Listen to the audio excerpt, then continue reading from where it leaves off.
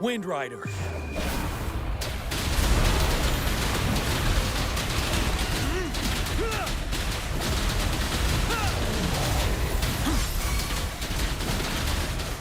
Fury boils.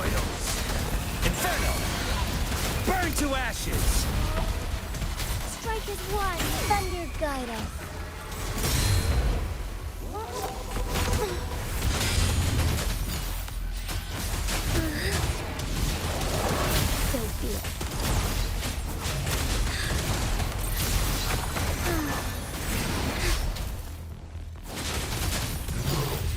Take form. Take flight. Thus it ends. Fury boils. Burn. Testing out. Wind Rider. From the side.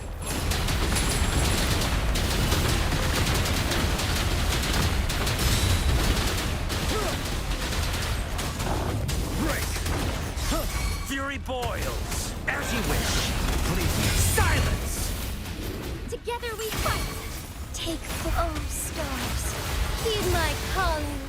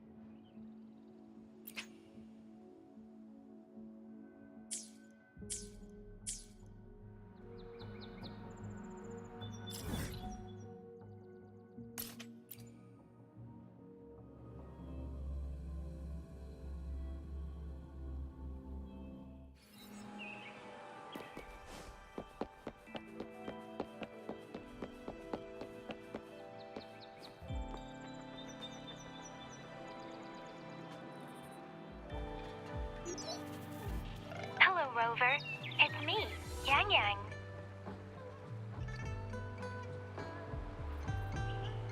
How have you been? Is life in Jinzhou treating you well? You know I'm here if you ever need anything. Oh, Yang Yang, what's there to be shy about? If you want to see Rover, just tell her. So, what have you been up to these past few days? Feeling lonely without us around? Want to go see some fireworks? How about some moon shooting? With the festival just around the corner, there's a really cool spot we can take you to.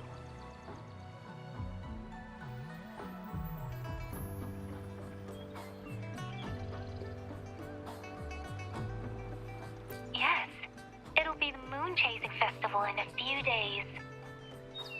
Though we celebrate this festival every year in Huanglong, given everything that has happened, this year's Moon Chasing Festival in Jinzhou is sure to be quite special. Yeah, I caught them hanging lanterns all around City Hall. Every street and alley is going to be glowing. I can't wait to see it all lit up. And we've got special Jinzhou traditions you won't find anywhere else. Like Taoyuan Vale.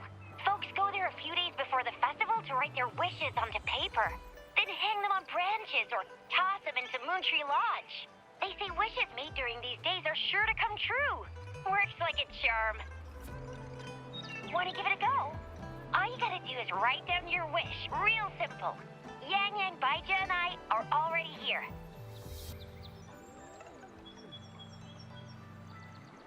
Great! See you at Taoyuan Vale.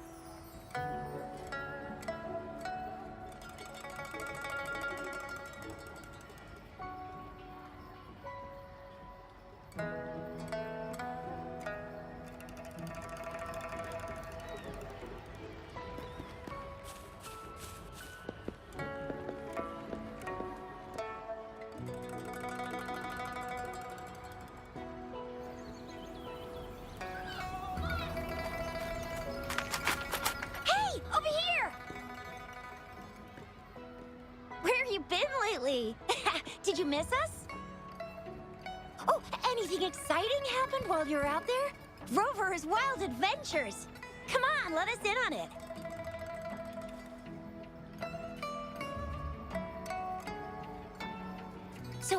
So you mean that big Mount Firmament thingy that shocked all of Jinzhou?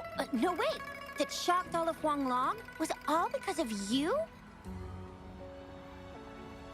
Rover saves the day yet again!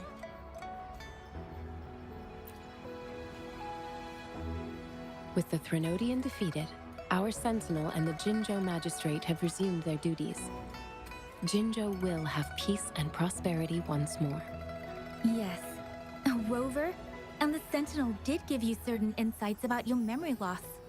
While there's still much to uncover, at least we're on the right track. At long last, we can finally have some fun. Hey, what better time to celebrate than the Moon Chasing Festival, right? You, me, Yang Yang, and Baija, the four of us will have a great time munching on treats and enjoying looking at the full moon. And let's not forget about the Moonlit Fair. It's exclusive to Jinzhou, happening only on the night of the festival. There's so much to eat, drink, play, and see. Wait till I show you the biggest lantern show of the fair. I know a spot that has the perfect view. That's a wonderful idea. Let's enjoy the festival together. I'm sure there'll be plenty of interesting things to pique your interest. Everyone in Jinzhou will be there. There's a high chance we'll run into some familiar faces.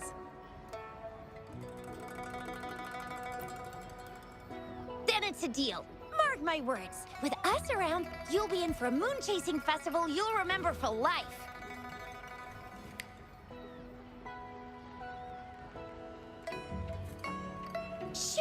we got so distracted with everything else, I almost forgot about your wish for the wishing tree. It's a huge deal. You won't want to miss it. That's right. Remember when I told you about wishes made under the wishing tree coming true?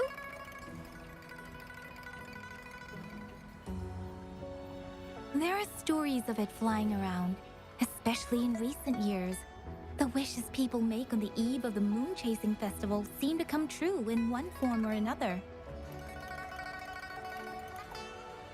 A few years ago, Jinzhou had endless rain. Yang Yang wished for clear skies for the festival and a perfect moonlit fair. And guess what? The rain stopped, and the moon was full and bright.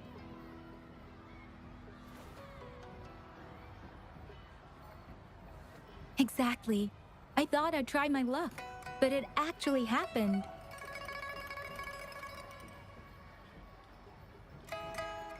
Perhaps just a pleasant coincidence. The Moon Chasing Festival does have a history of such coincidences. Maybe there's something to the wishing tree's magic after all.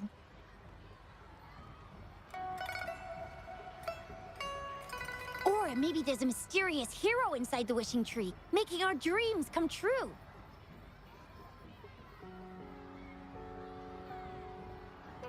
Just like you. You saved the world without anyone noticing. If you're not in the next season of Hero Plays, I'm out.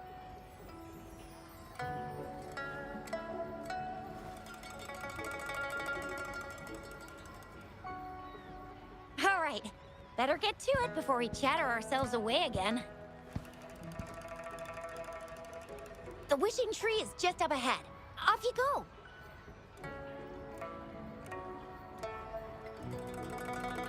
We've already made our wishes. Mine's for the Moonlit Fair to draw in a huge crowd and for everyone to have a fantastic time. As for Yang Yang, she wished for endless happiness and happy reunions for all families.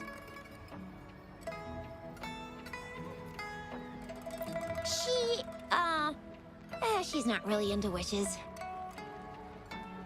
Don't mind me. I tend not to make wishes. But if I did, it would probably be similar to Yang Yang's. There! You're the last one left. Oh, and don't forget about Abby. I'm sure the little guy doesn't want to miss out.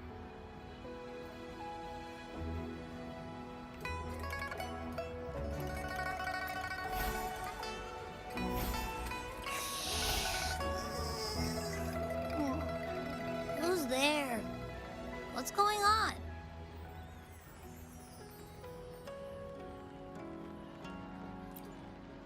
Make a wish? I'm tired. Just make one for me. I want lots of goodies to eat. I don't ever want to be hungry again. Yeah.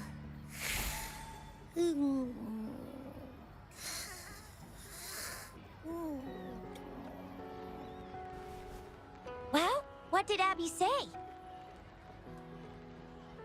Well, after you finished at the wishing tree, come see us at the Moonlit Fair. Shizia and I will be helping out with preparations. I'll be over at Qingxi's moon shooter stall. It's not fully set up yet, but I can give you a sneak peek.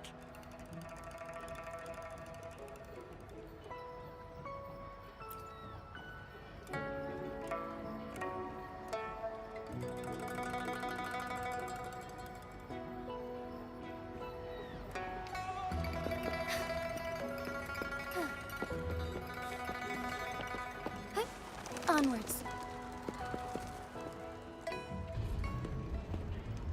Moon Chasing Festival. Wishes. Moon Chasing Festival. Wishes. Wishes. Wishes. Is that a robot? Wishes. Wishes. It seems to be malfunctioning. Can't tell who left it here. I should try asking around.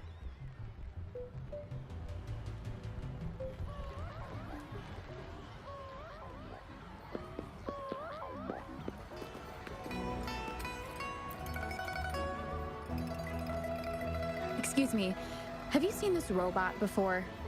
Do you know where it's from? It's acting a bit strangely. It looks like one of those robots from the Moon Tree Lodge. One of its parts must be broken. It's like the wishing well under the wishing tree. People toss their hopes and dreams in there and poof.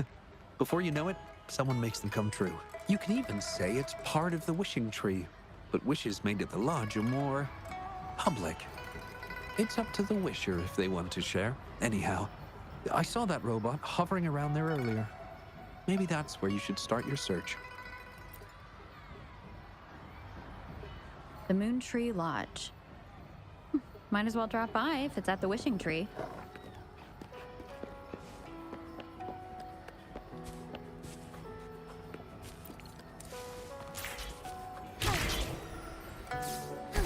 Forgive me.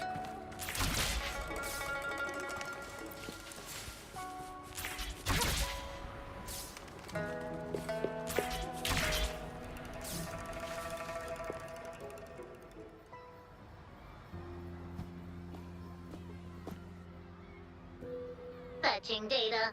Error. Analysis failed. Patty lost. Wishes. Danger. Xiangli. Help. Help. I gotcha. Something seems to have malfunctioned with you. I'll take care of it. One moment. Run onboard diagnostics. Command initiator. Xiangli Yao. Authentication confirmed. Performing onboard diagnostics. Number 231. Onboard diagnostics failed. Filtering wishes. Beep beep. Wishing for a brighter future. Glory on the battlefield. Abandon hope of loved ones returning home. Beep beep. It's possible that Patty's memory is overloaded with wishes, leading to anomalies mixed within. Wishes. Analyzing cause. 21 solutions have been provided. Correction 12. Correction 4. Wishes and solutions? Could this relate to what Chisha said about someone at Moon Tree Lodge making wishes come true? And Xiangli Yao. The name sounds familiar. Perhaps.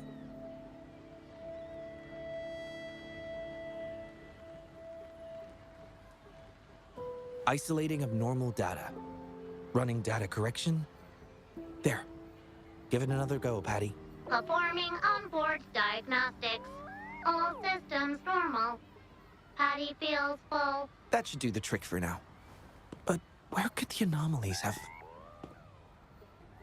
I apologize for keeping you waiting. It's just a temporary measure. I'll need to conduct a thorough examination later. Thank you for returning him to me.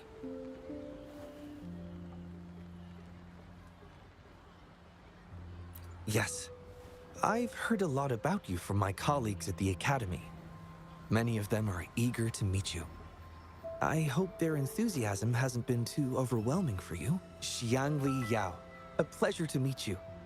I regret that I was away during your first visit to the Academy, but I'm glad to finally have the chance to meet you. I merely provided a few ideas, but I'm glad I was able to help.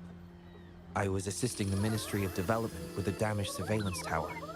By the time I returned to the lab, you'd already left. The next time I heard any news about you was regarding the battle at the Northfall Barrens. This year's Moon Chasing Festival could only have proceeded thanks to your efforts. Well, come to think of it, I should be thanking you personally. The Moon Tree Lodge wouldn't have opened as planned if it weren't for you.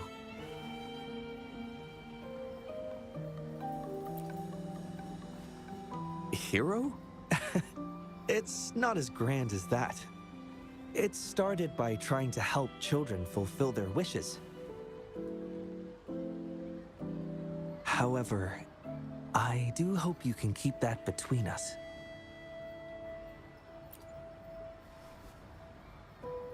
Imagine how disheartening it would be for people to learn their wishes were granted by a single person. I just want to do something within my power to pass on the joy we've all felt, at least once in our lives. Seeing everyone's wishes come true and everyone enjoying the festival is enough for me. Fulfilling wishes. Happy. What will you taste like, important guest?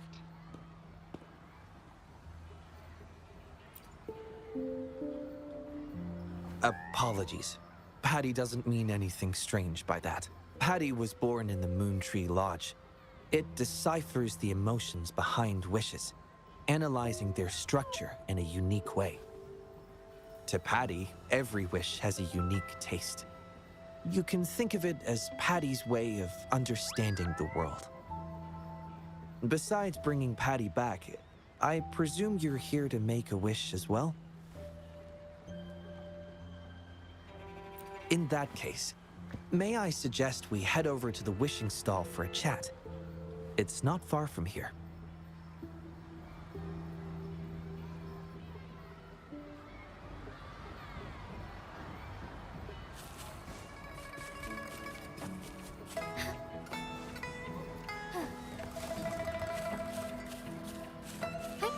Onwards.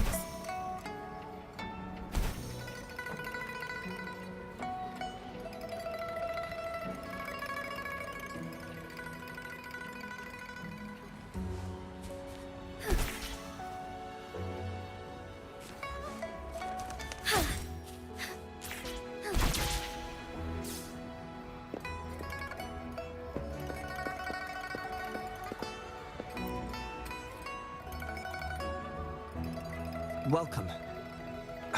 I wish I could extend a warmer greeting, but Patty has run into some technical difficulties. We cannot accept new wishes at Moon Tree Lodge until I resolve the issue. I apologize for the inconvenience. I would be glad to take note of your wish and have it prioritized once everything is resolved. Take your time. We still have a little while before the Moon Chasing Festival. For now, I must concentrate on restoring the Moon Tree Lodge as quickly as possible. In a nutshell, it appears Patty's malfunction is more than a straightforward data error. At first, I suspected an overload of Patty's analysis module due to an accumulation of wishes over the years. However, during my recent testing, I discovered unusual codes embedded within Patty's database. Like a virus, they spread drastically with the addition of each wish. Additionally, although it was only for a brief moment, I detected abnormal frequency fluctuations after connecting Patty to my terminal. In theory, a robot's data should not generate such fluctuations. It's too early to draw a conclusion just yet, but I can't leave the matter unresolved. It'll only be a matter of time before all the wishes stored in the Moon Tree Lodge are devoured by this abnormal code.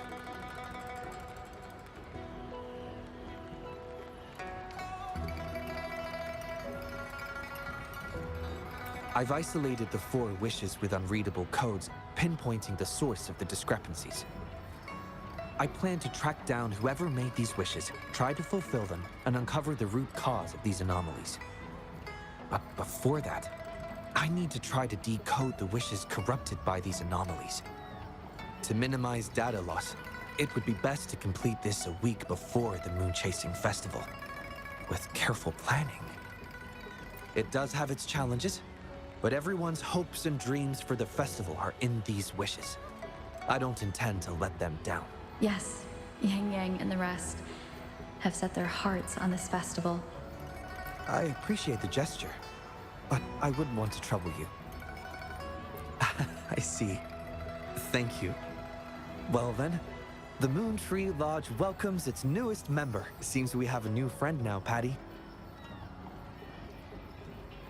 You, Qianli, Yao, and Patty. Wishes come true. Organize Moonlit Fair.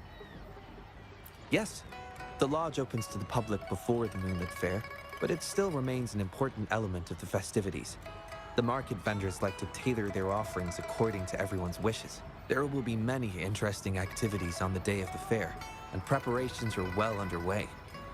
Perhaps some of your friends will be among those attending. If you're interested, you can go and take a look yourself.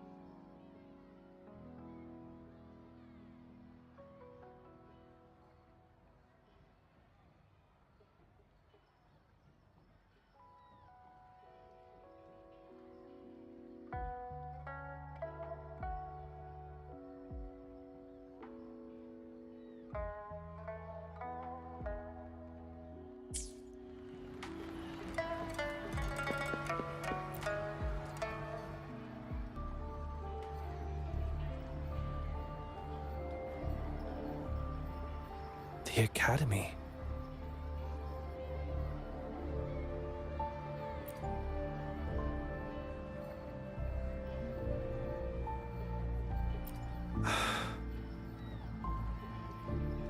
Initiating analysis.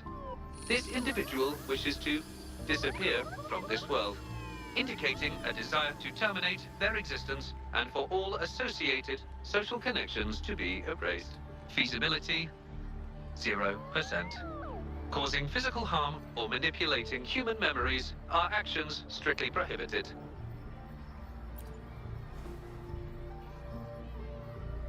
This is Shang Li, Patty's work buddy. Patty gathers and analyzes the wishes, and Shang Li helps make them become a reality.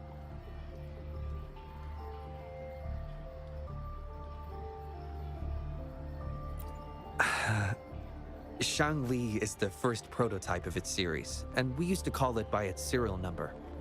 My colleagues at the Academy began calling it Little Shang Li out of convenience, and over time, it became the name we use now. Well, it seems to like this name a lot, so consider it a birthday gift from everyone at the Academy. Analysis conclusion. The wish exhibits strong self-denial and self-destructive tendencies, indicating a high level of danger. Prompt physical care and psychological intervention are advised. Patty does not understand this wish. Patty does not, cannot hurt humans. Just as I've suspected. This is the reason why this wish failed to be interpreted. The desire to disappear directly conflicts with Patty's underlying logic of not being able to harm humans.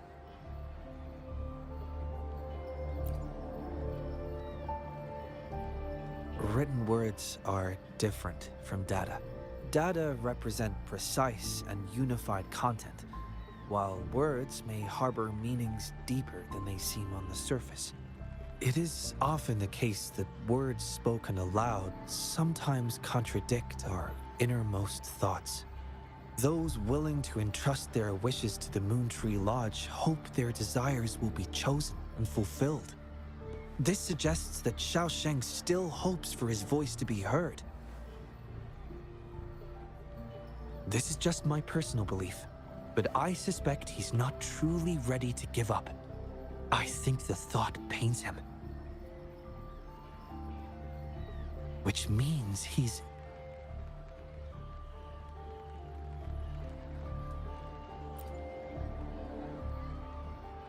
Yes, I believe that is the case.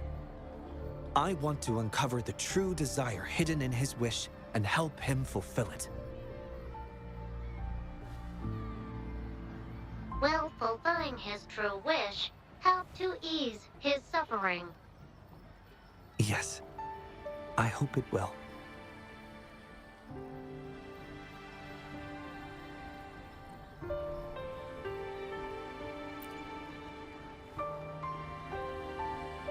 We should start by locating the Wisher. If I recall correctly, there is no Xiaosheng at the Academy, so it's likely a pseudonym. Fortunately, we know that he's a researcher, so it shouldn't be too difficult for us to find him. And this paper, it's from a type of notebook commonly used at the Academy. There are faint traces of another type of writing on it. Seems to be some kind of code. I'll decipher these codes, and then we can... excuse me. Investigator Shangli, we have a problem. We've got trouble in the lab. Prototype 49's core has gone out of control. Emergency protocols failed, and it's overheating as we speak. Lock down the lab, I'm on my way. What about the experiment logs? Already sent to your terminal, sir. All right, tell everyone to stay calm. We still have time.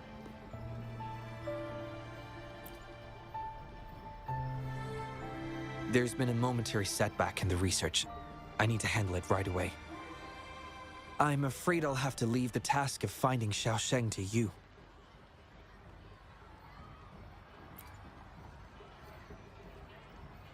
Thank you.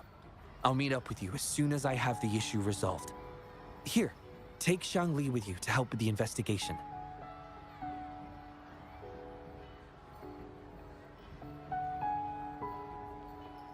I already have a few speculations as to the contents of the code. I'll call you once it's confirmed. Good luck, my friend.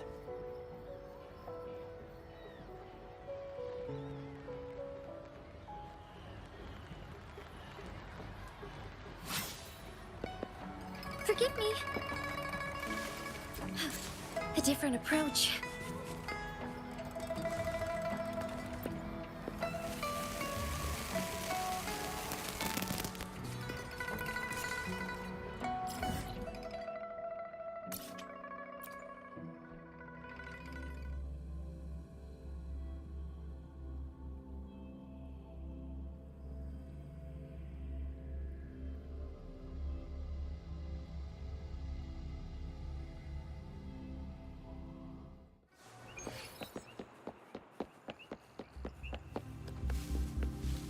As far as the eye can see.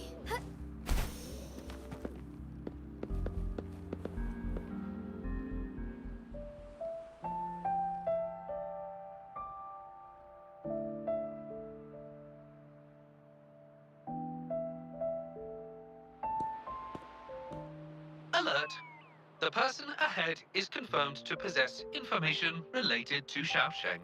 Based on the writing style, paragraphing habits, and content of the wish, it can be inferred that Xiaosheng is likely introverted and may exhibit nervousness in public settings, difficulty in communication, and a preference for solitary activities. These characteristics match this individual's behavior.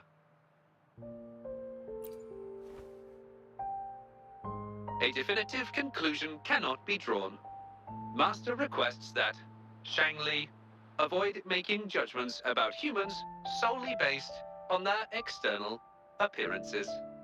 According to my data analysis, there is a 25.4% correlation between these two individuals.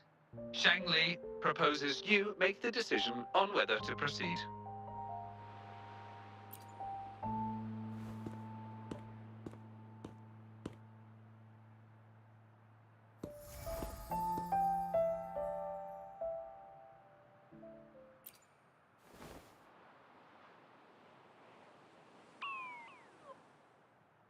Wow, what a cute little robot. Would it feel weird to ask if I could do a sketch of it? I'll just do it at a distance once they've walked away.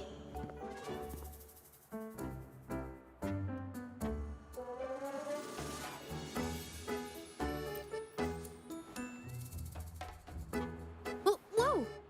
Hi! Lovely weather, huh? Can I help you? Analyzing weather conditions. Detecting a rapid increase in air humidity and a significant drop in air pressure. Data suggests rainfall should be expected within the next few hours, covering 60% of the Jinzhou area. That's right.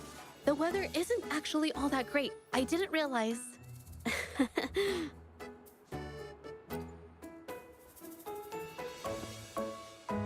Oh, I'm so sorry. I don't think you mean anything bad.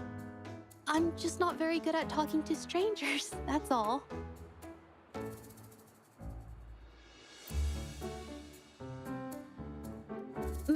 My name is Jexi.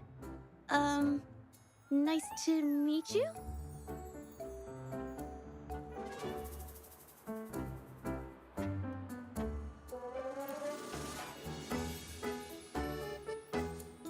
Oh! I'm so sorry. Wait, hold on. It's not the due date for the Sounds of Spring's Dawn yet. Do you mean to tell me they're changing the requirements again? Speculation. The Xiaosheng mentioned by both parties does not appear to be the same individual.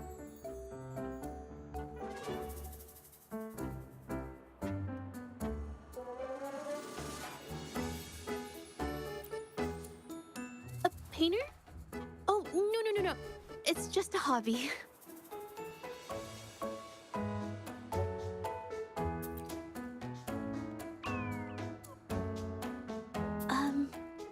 Excuse me, but is something wrong?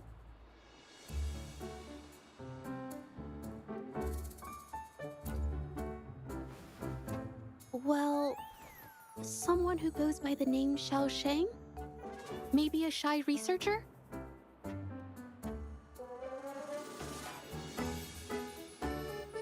I've never heard of anyone by that name. Sorry I couldn't help. I don't have a wide social circle, mostly just my painting clients. But I'll let you know if I do.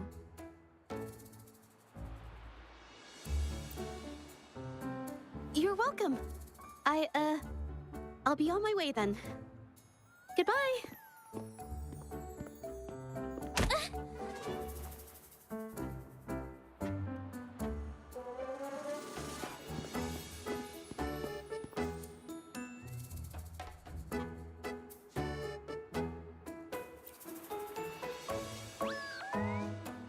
Affirmative. The individual showed no signs of abnormalities when mentioning the name Xiaosheng.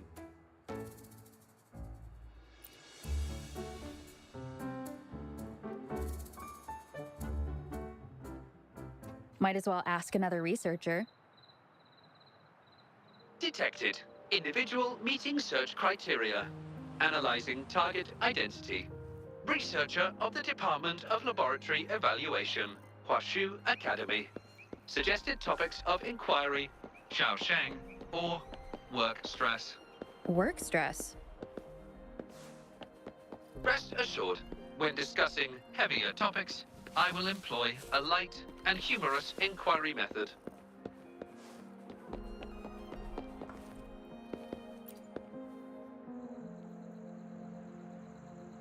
Been tossing and turning all week. Can't switch off these thoughts at night. I can't take it any longer. Been scrolling through the forums lately. There's this thing blowing up called nighttime blues syndrome on the Hawashu Hive. Definition of noun. Nighttime blues syndrome. A popular term used to describe the state of today's youth that have lost their enthusiasm towards life due to excessive work and life stress.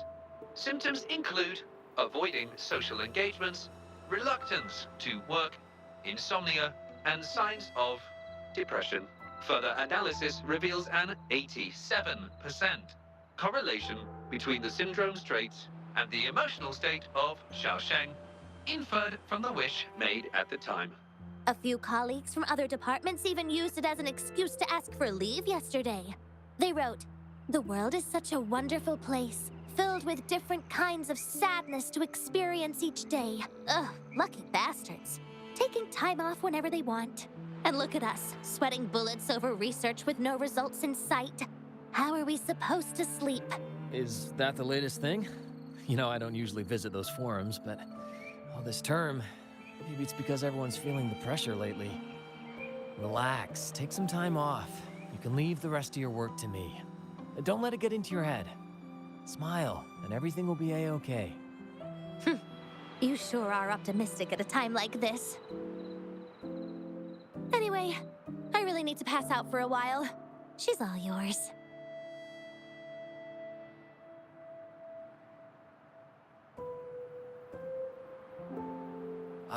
Hello? You listening to our conversation the whole time? Anything I can help you with? Wait a second, it's you, isn't it? The one who sucked in a tacit discord with your bare hands. I didn't expect to meet you at a place like this. Are you here for something? Is it about the monsters? Or maybe no, never mind. Xiaosheng. Pretty average name if you ask me. But I've never heard of anyone with that name at the Academy. Can you provide any extra information? Maybe I can help you find him. Searching nighttime blues syndrome and Xiaosheng as keywords. There are 417 relevant results found. Such results consist of forum posts made under the username Xiaosheng. Example result: another day today. Wait a minute. Analyzing someone's online behavior without their consent is a violation of robotics protocols. Searching protocol confirmed. Violation of protocol detected. Shangli, I'm sorry. Initiating self-destruct sequence. Apologies. Oh, well, its creator gave it some good features. It's fine. But do you mind me asking, why are you looking for Xiaosheng in the first place? This question involves the individual's privacy. We are unable to disclose any details to those not directly involved. I understand. Speaking of which, this robot looks rather familiar. Could it be from the Moon Tree Lodge by any chance? I see. Well, I heard that wishes made at the Moon Tree Lodge tend to come true. I was thinking of trying it out myself at some point. It's almost time to set up the centrifuge. I need to make my way back and check on the samples.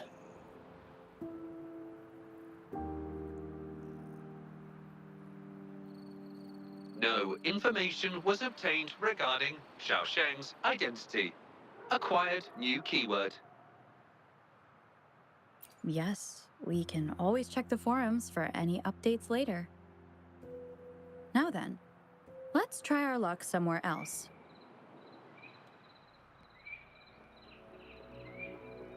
Attention. During our conversation with Shifan, another researcher was detected within close proximity. The individual has been eavesdropping on our conversation up until this moment. Eavesdropping? Wait a minute. Uploading the researcher's location to your terminal. Finally, some useful information for once. Shangli is always useful.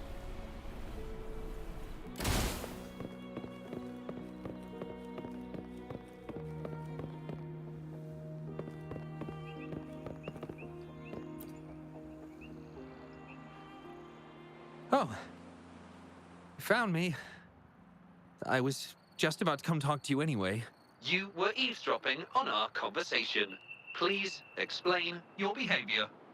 Sorry about that, but I had a good reason for doing it. I can help you with the person you're looking for. You want to help him fulfill the wish he submitted with a pseudonym, but you don't know his real identity. Well, it's obvious just by looking at the two of you. That robot you have there is from the Moon Tree Lodge, right? I may not look the part, but I am an actual researcher. My name's Jolie. Xiaosheng's my friend, and I know who he really is. And as a matter of fact, you've already met him. Precisely. So, you already guessed it. He probably realized who you were as well. Explains why he made up an excuse and left in a hurry. Still running away from his problems by the looks of it. I was just as surprised as you were when I first found out that Xiaosheng was actually Shifan. The two of us grew up together, went to school together, and entered the academy together. He's always been the center of attention. Easygoing, always fitting in effortlessly. But at some point in time, he started writing these negative posts on the forums. It didn't take me long to figure out Xiaosheng was him. I know his writing style too well. Every time I asked him, he'd always wriggle his way out of it. And he started distancing himself from me, and even transferred himself to another project team.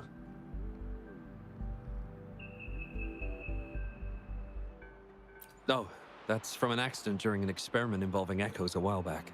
It wasn't too bad, but it did leave a few symptoms. I haven't been able to operate any precision instruments since then. At first, I thought that maybe Shifan started distancing himself from me because I couldn't continue to work on his project anymore. But deep down, I knew he was not that kind of person. So I have a request. I want to know what kind of wish he made, and if possible, I want to help make it come true. I want to know what happened to him. The integrity of Jolie's information is estimated to be at around 99%.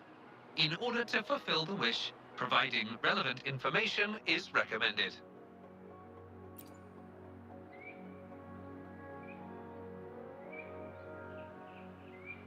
So that's how it is. Is he blaming himself for my injury? But that's not true. I've never felt that way. He wrote that wish, but he's still the man he was before. He still smiles and comforts others and helps people whenever they're in a difficult spot, which makes me feel even more worried for him. Thank you for telling me all this.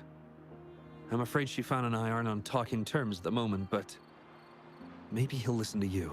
He's been fascinated by echoes ever since he was a child. Echo-related research was all he'd been working on before he left our project.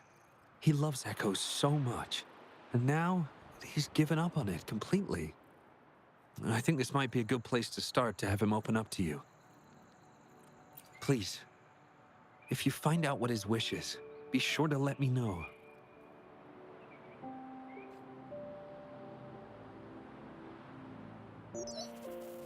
Hi there.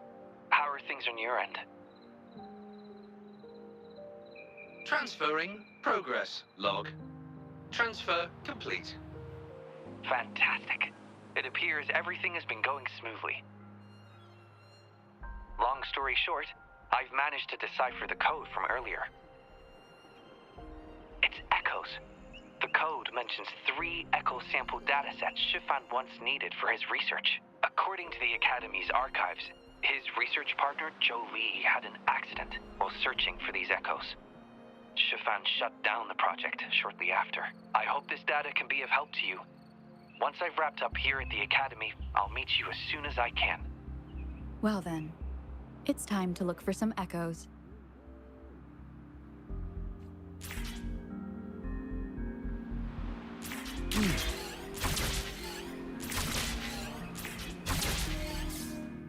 Nice view.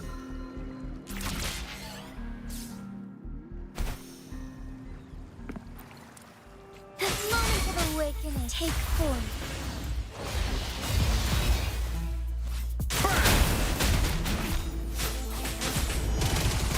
Fluorescent shadows.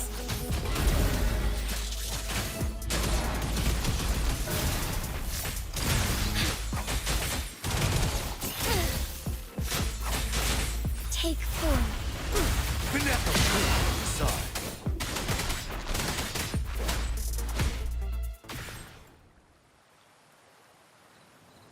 Beep, beep. All target echoes acquired. Task complete. Well done. I knew you could do it. Transmission is normal? Yes, that's everything. It's one of Shanli's features. I can join you on your travels this way. I'll remotely control Shanli, ensuring our audio, visual, and movement modules are in sync to keep our communications seamless. It's our quickest way to connect. Plus, I suspect Shifan might find it difficult to open up in front of a colleague from the Academy. Oh. Not necessarily. No. So, without further ado, let's be on our way.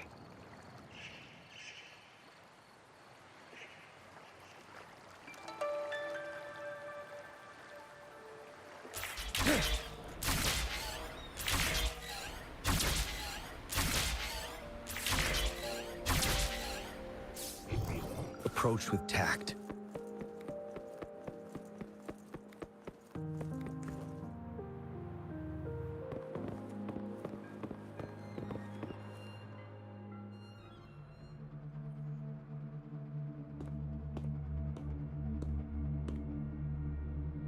You're back again. No luck finding Xiaoshang?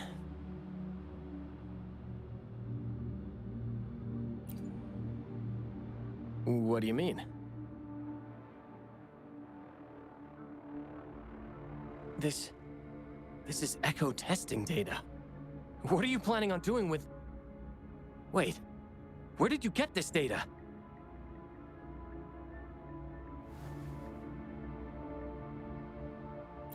Shangli and the rover are researching echoes but have hit a dead end. They heard that Mr. Shifan is an expert in this particular field and are seeking his help.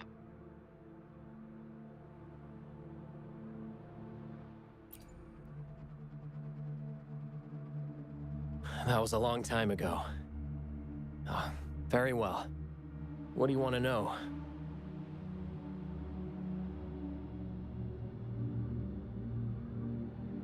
The data you gave me is packed with motion values. I would start by understanding how the echo adapts to different geographies. And these numbers, if we cross-reference them with standard values, the fitting coefficient nearly hits 1. It looks like your model's direction might be on track. Oh, the more I look at this data, the more I think, had it reached me earlier, things might have been different. This data, how much do you want for it? I'll pay anything.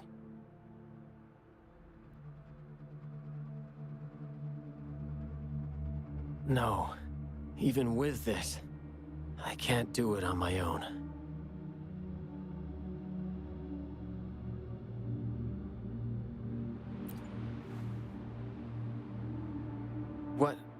What do you mean? You have always had regrets, both for your friend and for your echo research. I don't get your meaning. There was a serious accident during the experiment, and I was the one who shut it down. How could I...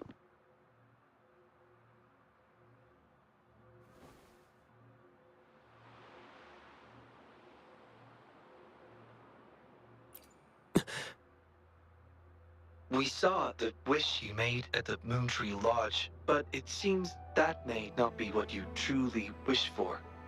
Your true wish is to continue your research of echoes with the one and only friend who understands your passion. Is this correct? I never thought my wish would actually be heard. You're right.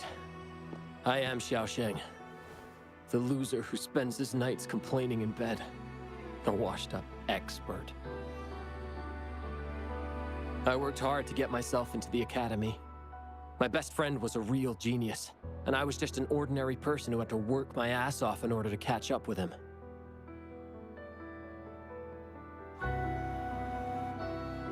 We promised to push the boundaries in echo research.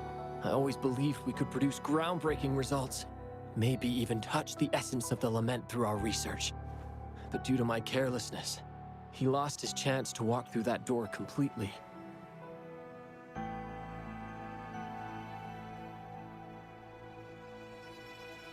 Yet, my stubbornness in continuing the experiment without adequate samples led to irreversible harm to my friend. I chose to continue the testing. That's why he missed the window for treatment. Not once did I visit him during the final test periods, and I was the only one left on the project. It wasn't a surprise the experiment failed in the end.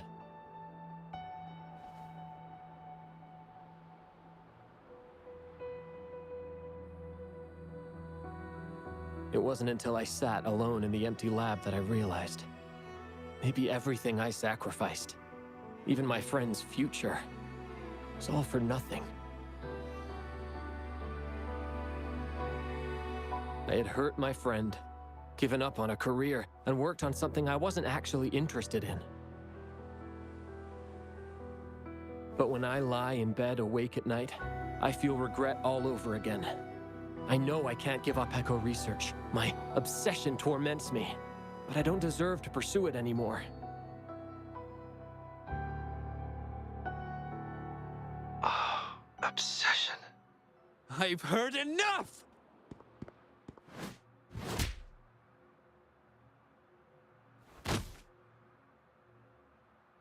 Pull yourself together already! Jolie, where did you... I'll tell you right now, I never blamed you for what happened. I felt the same as you right from the start. On our path of pursuing new discoveries, I was willing to pay any price. What I don't accept is you calling quits halfway. But... I'm not done yet. Okay. It blows my mind that this is why you stopped talking to me. While I'm at it, you haven't changed a bit since we were kids. You get in the habit of running away from any problems you face that are non-research related. I'm sorry. It is wonderful to have someone to support you on the journey to achieve greatness in research. It seems even without our help, this wish has been fulfilled.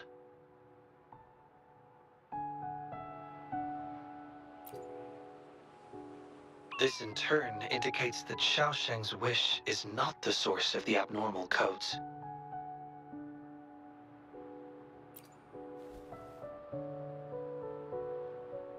Yes, there are more wishes to decipher. Now, we should make our way back to the Moon Tree Lodge. Hello.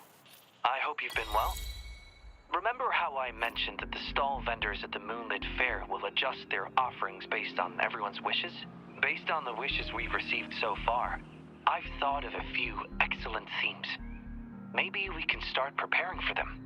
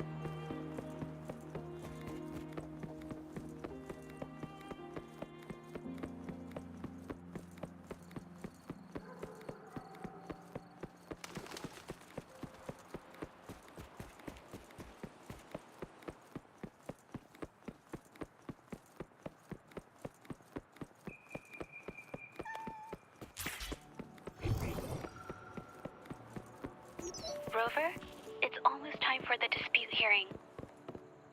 I still hope you'll come with me. I don't mean to burden you, but if you'd like to come, please meet me at the Public Security Bureau entrance.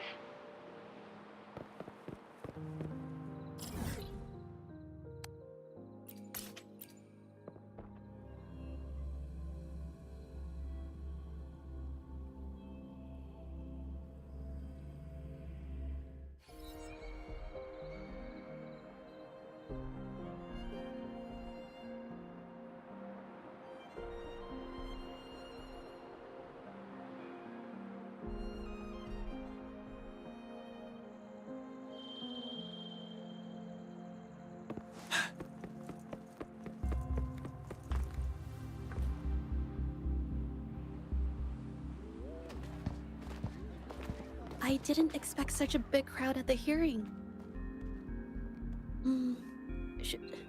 Should I take the stand myself? What do you think, little kitty? Maybe we can do a little show of, paws. Raise your left paw if you think I should testify, or your right paw if... Wait! You raised your left paw before I even finished my sentence. No, that doesn't count. Let's try again. Okay. If you raise your right paw, I'll let someone else handle it. Right paw, huh? Well, I did actually want to tell everyone the truth myself. Let's give this another shot. Miss Jieje, the hearing is about to start. If you would please join us. Now? Yes, Madame Juyo. I'll be there in a minute.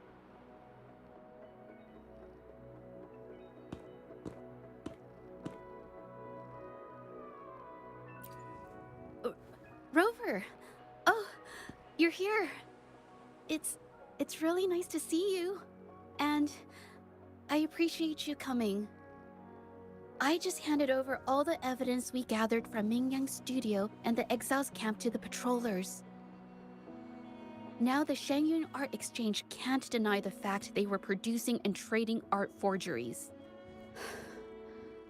But there is one more thing. The patroller said we still need someone to testify in the hearing.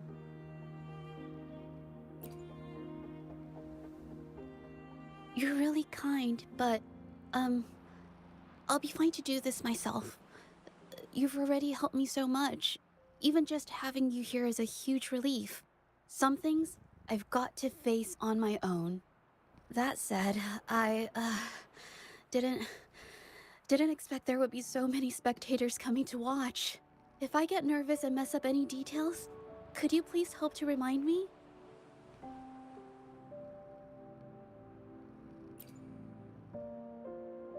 Thank you. Having you here helps, more than you know. It's about time. We should probably go in, huh?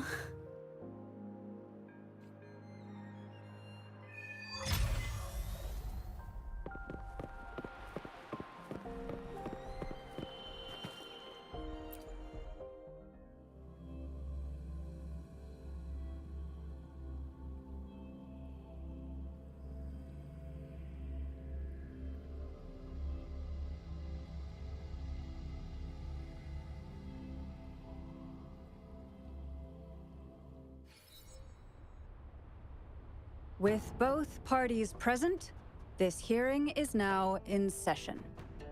Let us begin.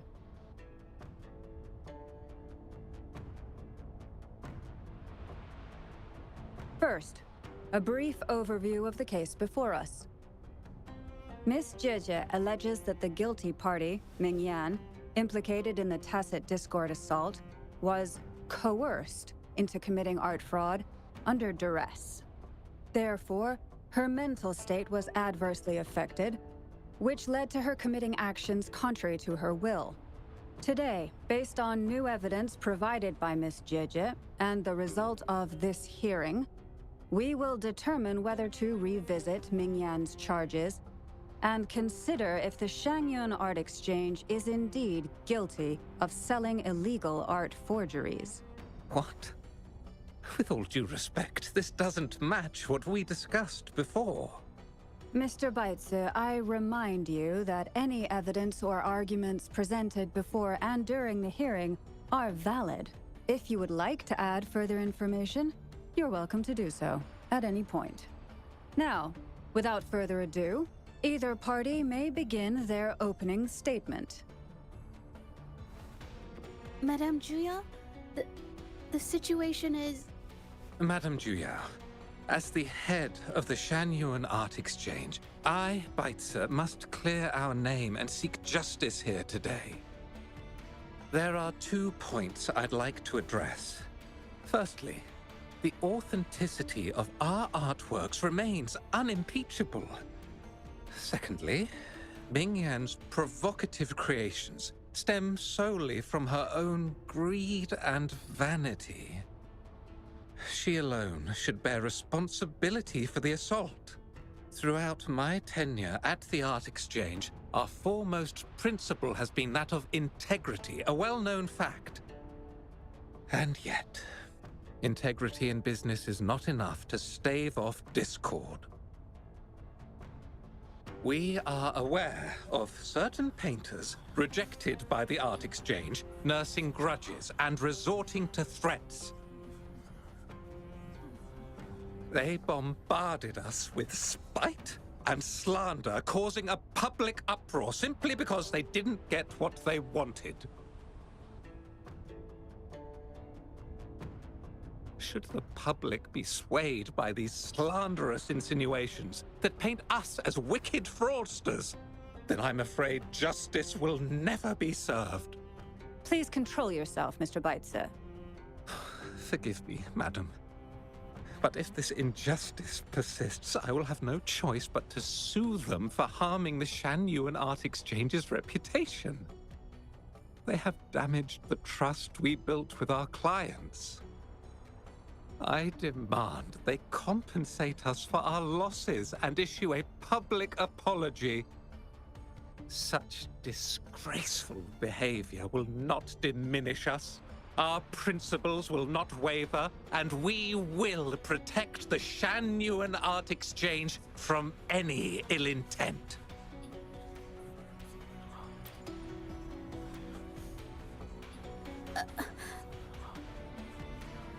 I've bought paintings from Shanyuan Art Exchange before. They were good quality, and their service was decent.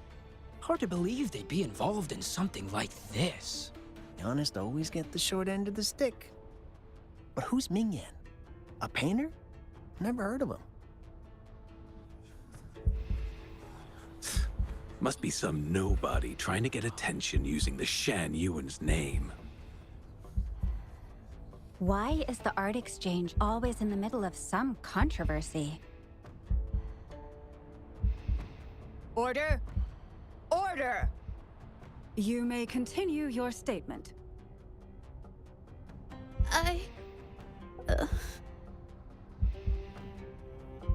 Madam, allow us to present our account of the events.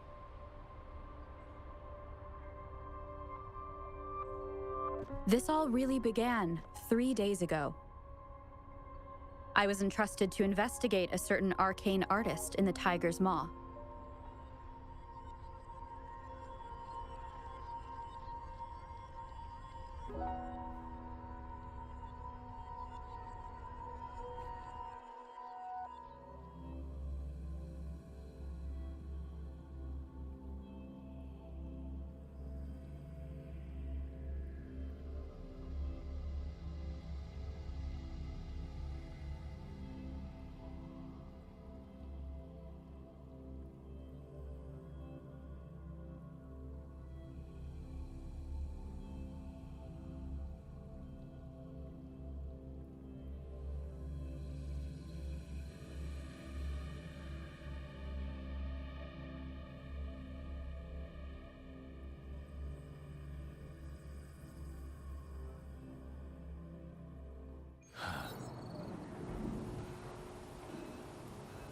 Hey, Rover!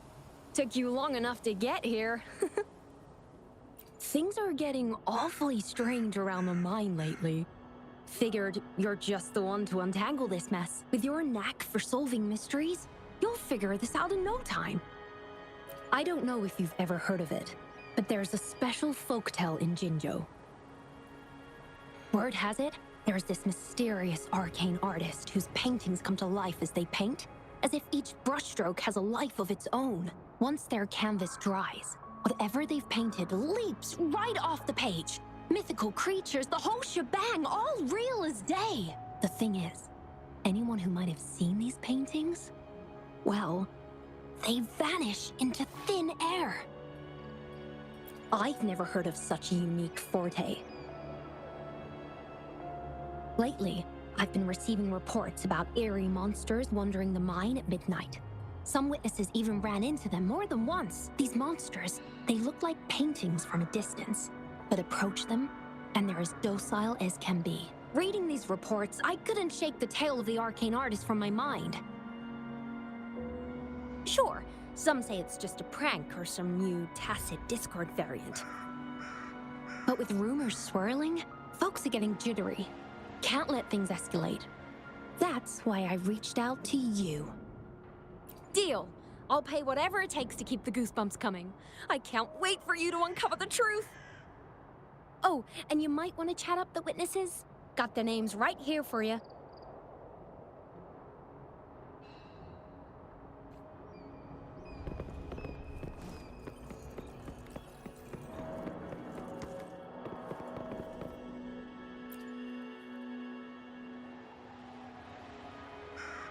That's it for today. Time for a break. Oh, hey there. Need something?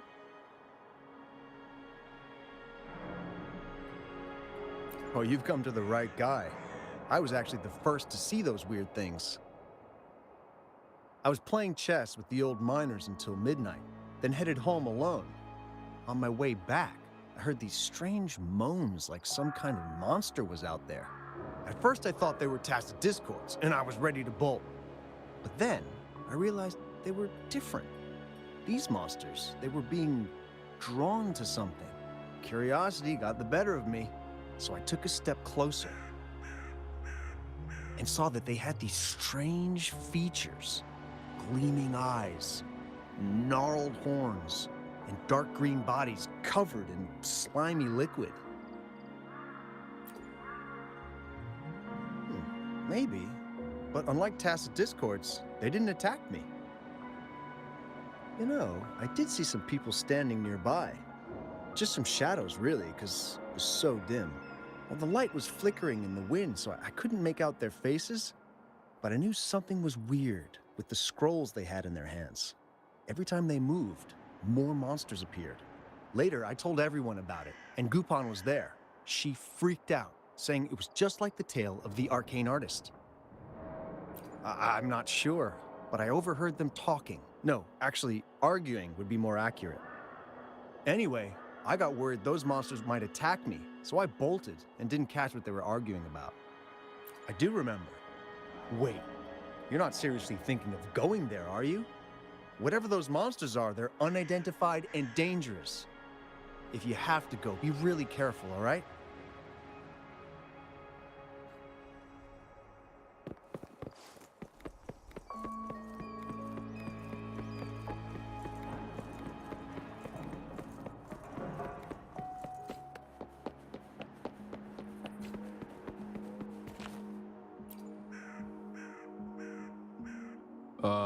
You don't look like you work at the mine. Can I help you with something? Oh yes, that strange event. It's the talk of the town right now. I've conducted several investigations and found that those monsters tend to appear around midnight. Their locations seem random though. Fortunately, they haven't caused much harm. I think it's because they always show up and vanish in the dead of night. If you ask me, these monsters are a new type of tacit discord. Since they're unrecorded, our terminal can't trigger an alarm when they're nearby. For safety reasons, we have increased our patrols around the mine. Anything else unusual? Yes, there was one thing. Aside from the blurred silhouettes I saw that night, I remember hearing voices. Like people talking. The voices came from where those silhouettes were, but they sounded like vague muttering. Thinking about it now, if it was a human voice, how could someone get so close to those monsters without crying out for help?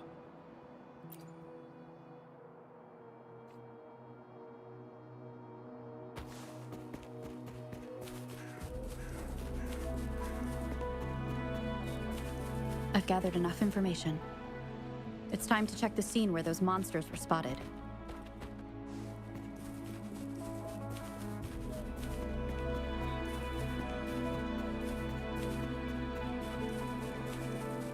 There's something ahead. That figure. That paintbrush. Could it be?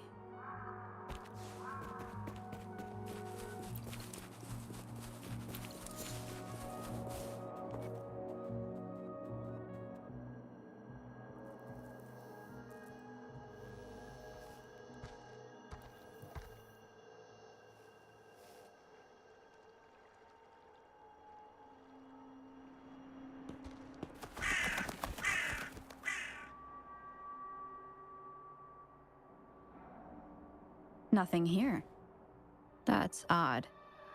Did I just imagine that?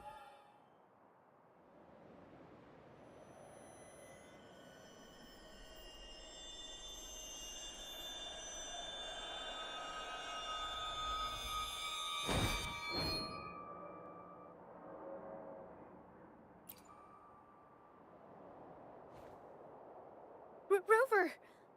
You're here!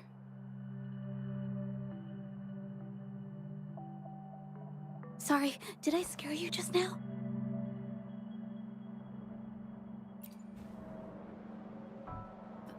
Finding inspiration. The night often sparks my creativity.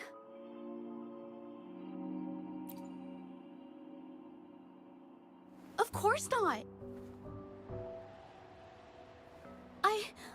I heard about the tale of the arcane artist and hoped to find out who they are. Sorry I lied to you. I didn't want to drag anyone else into this. Bringing painted creatures to life, making fantasies real. It sounds like a fairy tale, but when the arcane artist first caught people's attention in Jinzhou years ago, it was more than just a tale. Now this story is making the rounds again. Most don't see the dangers it holds. As someone who feels the threat, I want to uncover the truth before it's too late.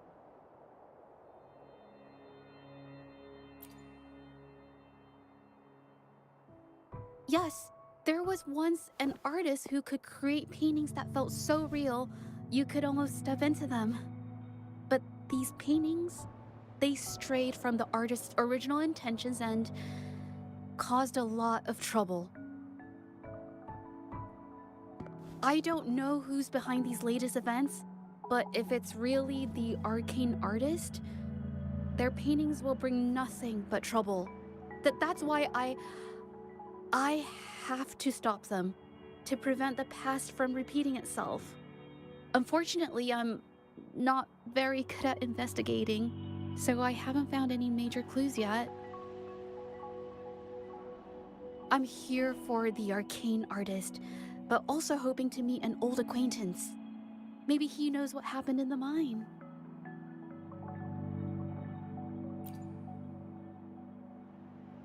Is that so? Oh, okay.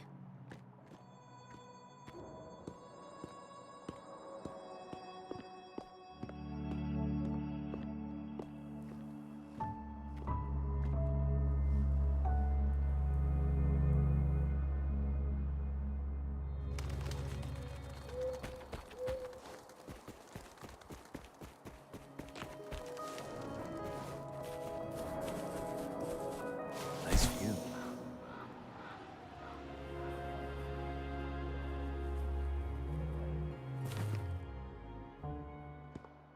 Hey, Juju. Long time no see. You need more pigments already? No, not yet. And this must be the Rover. Nice to meet you. Heard a lot about you. Didn't realize you and Juju knew each other.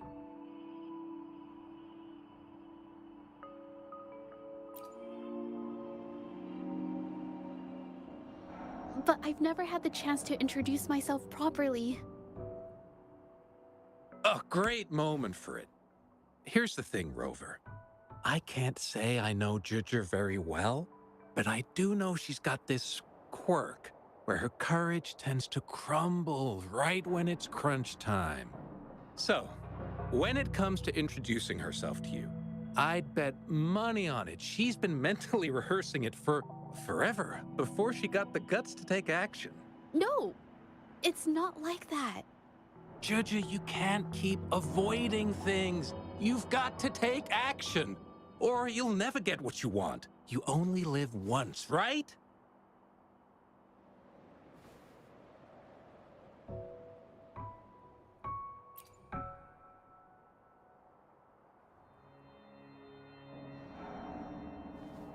Yes, Mr. Shilang is right. Rover, I've actually been meaning to tell you something. Hello, my name is Zhe Zhi. We have met before, but I like to make this a formal request. I would really like for us to become friends. Of course. I'd be happy to. Hello? Juju? Hey, what are you waiting for?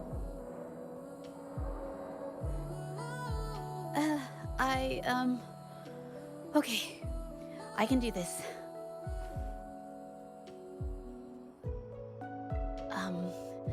Robert.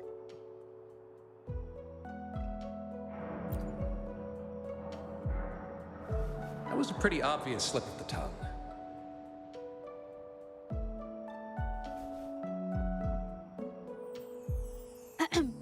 Nice to meet you. My name is Zhe Zhi. I'm a painter. I take art commissions and strive to create beautiful paintings. I'm not being very articulate, but I hope we can be friends.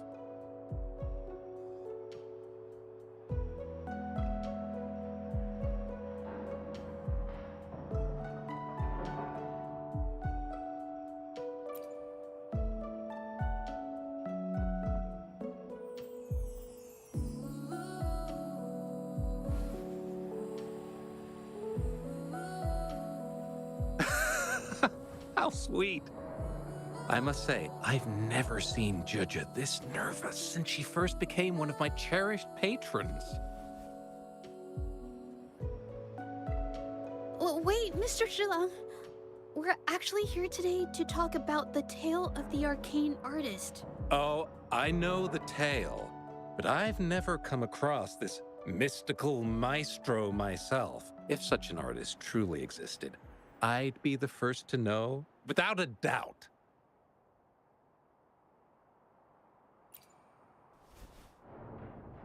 I supply ore to pigment manufacturers and sometimes serve as their sales proxy, so most painters in Jinzhou come to my shop to buy pigments.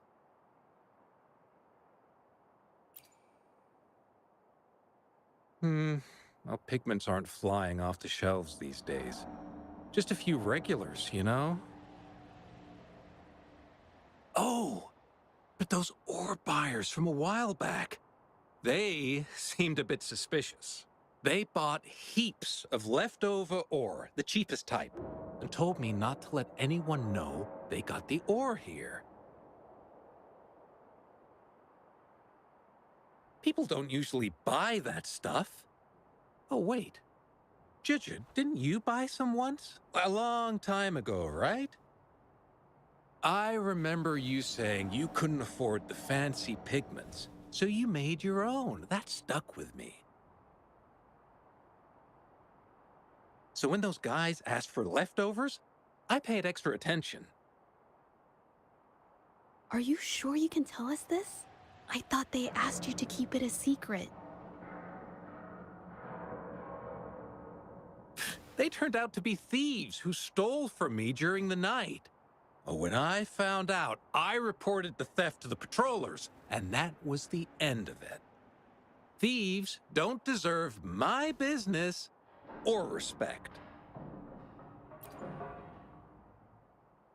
Of course, help yourself.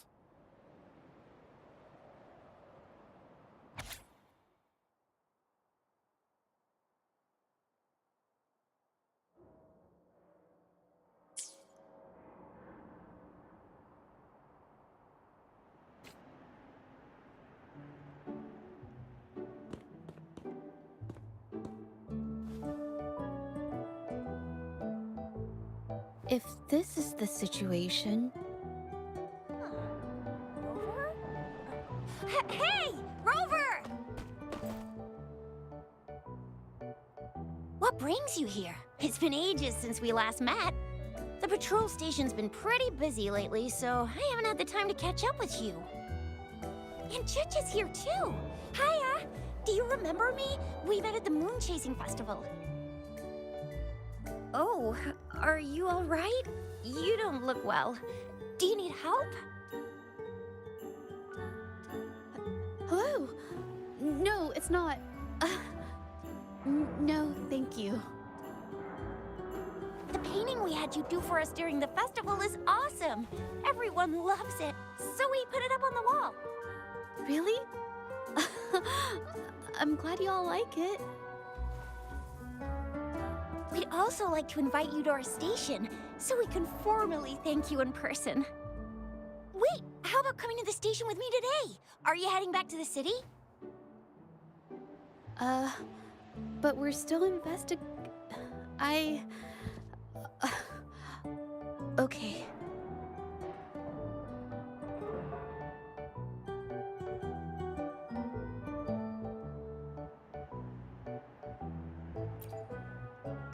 Investigate? About what? A new case?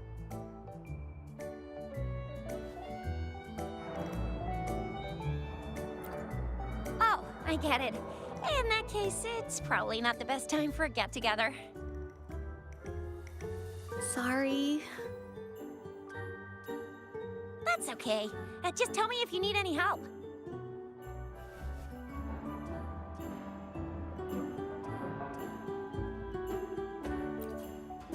Oh, I'm here to support the patrollers. There was an assault near the mine recently, and they're short on people to investigate. What's odd is those monsters haven't caused any more trouble since we got here. Right now, we're talking to witnesses and trying to figure out what triggered the incident.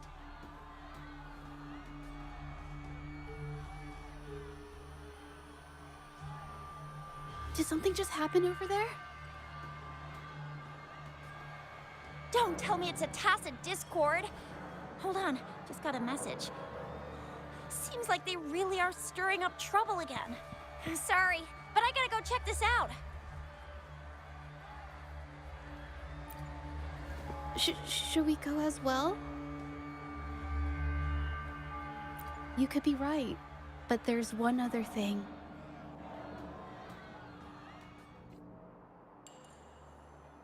After Rover and I bumped into each other, we decided to investigate the surroundings and follow Patroller Chisha to the scene of the incident. It was there we learned about the details of Mingyan's offense and the truth behind the tale of the arcane artist. Once Zheje has the paintbrush in her hand, she begins to speak calmly.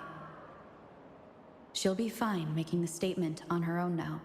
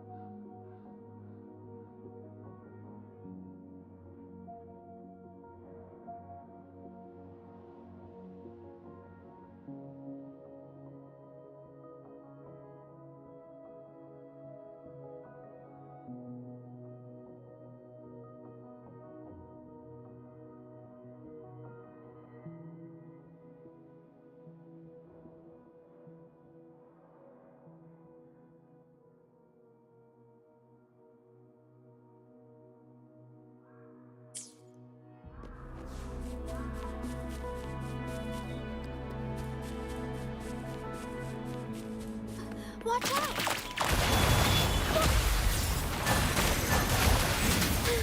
I'm so tired. Did I mess it up?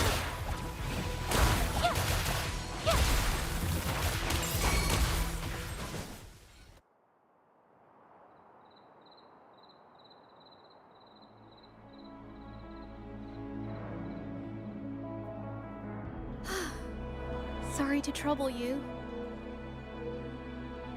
If I had been clearer, you wouldn't have had to explain things to Chisha for me. She's really nice. It's just, we're not that close, and I'm not sure how to respond to how friendly she is. I didn't want to be rude, so I couldn't bring myself to turn her down. I'll do my best not to trouble you and express my feelings properly next time. Thank you.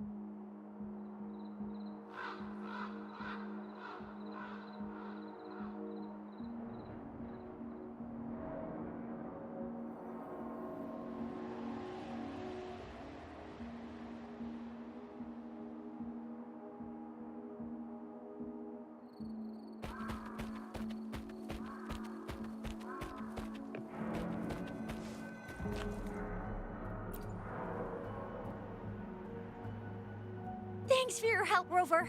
We caught the culprit before anything worse could happen. We were lucky to have you here. According to the preliminary examination, we suspect that these tacit discords were agitated by the frequency fluctuations from a scroll painting found at the scene. The energy remaining in the painting was generated by its creator's forte, nearly overclocking. But rest assured, we've calmed her down and contained the energy. The painting needs to be thoroughly examined to identify its connection with the monsters and eliminate any potential risk it still poses. Thanks for all your help. We'll take it from here. She fessed up when I first started talking to her, but clammed up when I tried to dig deeper. Well, honestly, she seemed a bit off to me. But we don't have time for that now. We gotta clean up the scene and get the damage under control. You sure can.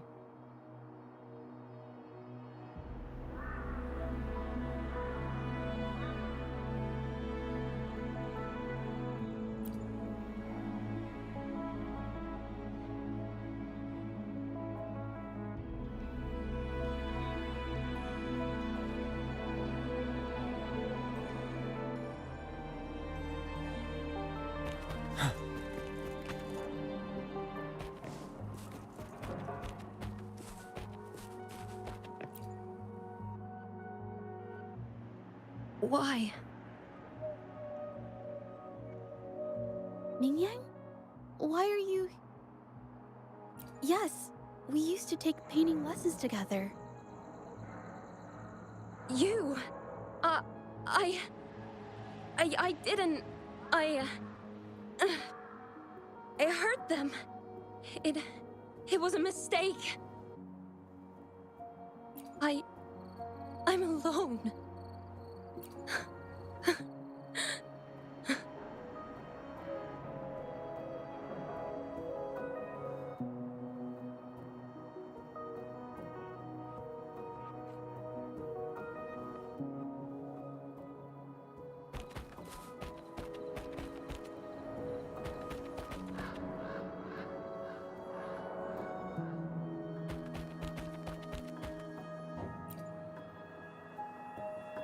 Thank goodness I wasn't hurt. It was so close. Part of it, I guess. I saw that painter. She looked like she was losing it. I'm talking shouting, waving her paintbrush around like she was sweeping the sky. I might be off here, but I swear those things on her scroll started squirming around before the whole swarm of monsters exploded out of thin air. They started to whack and thwack people all over the place.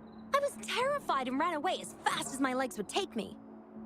Not super clearly, but when I was running for my life, I heard her screaming at all those creatures, all like, "Stop! Don't do this!" I think she might have been trying to stop them from hurting people.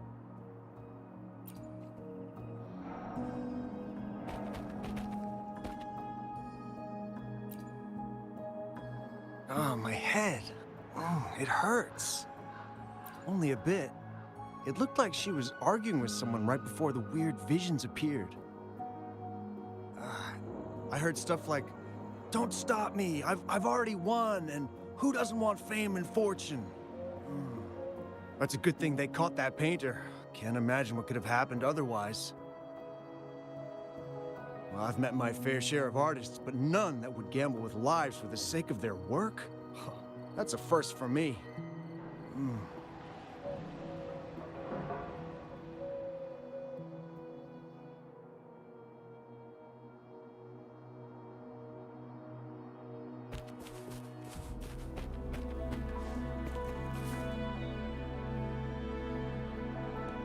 That's strange. Huh? Oh, you're back.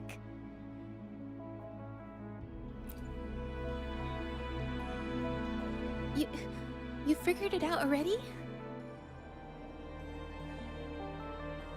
The painting blurs the line between reality and illusion, causing whoever sees it to experience hallucinations.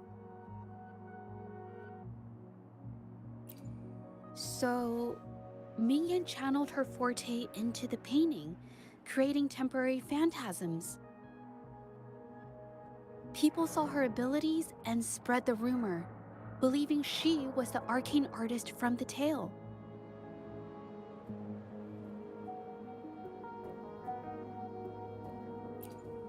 The monsters described in the rumors were probably just exaggerated phantasms seen by scared people at night.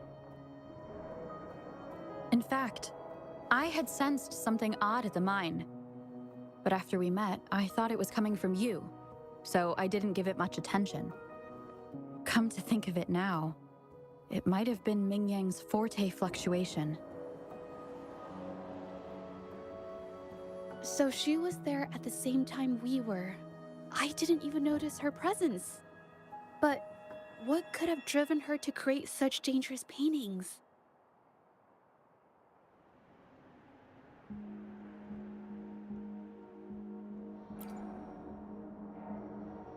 From what I know of her, she doesn't seem like someone who would take such risks for personal gain.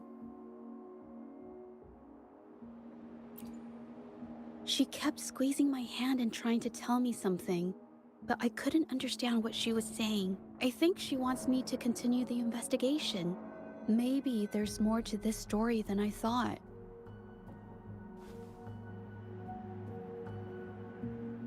Besides, I don't recall her having a forte before. Maybe this has something to do with me.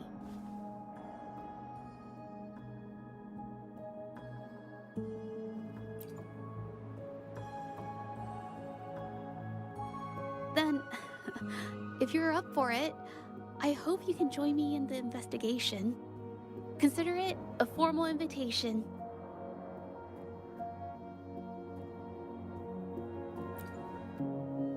You want me to decide? To be honest, I haven't really thought it through.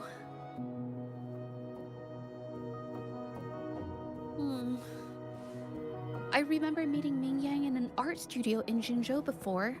I wonder if she kept going there after I left.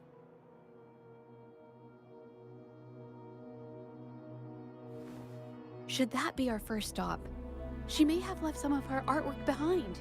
That could be a good start.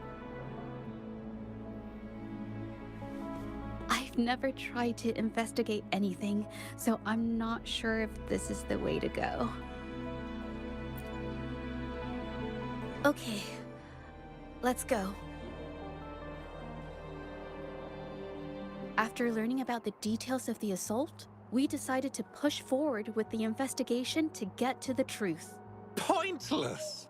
The witnesses on the scene made it clear that it was all because of Ming Yan's greedy ambition that she... I haven't finished my statement, Mr. Baizi.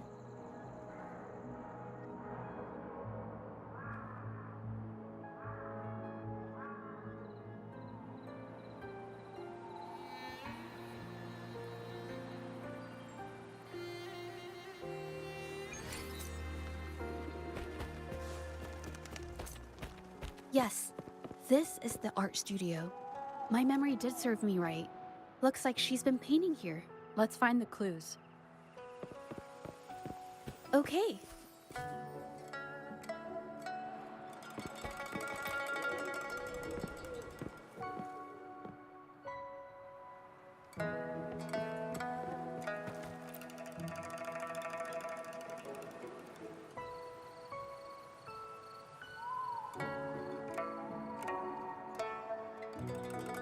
This paper.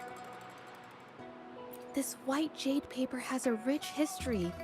Its smooth, fine texture holds ink beautifully, exactly what you want for more delicate brushwork. Countless masterpieces, both old and new, were painted on this paper.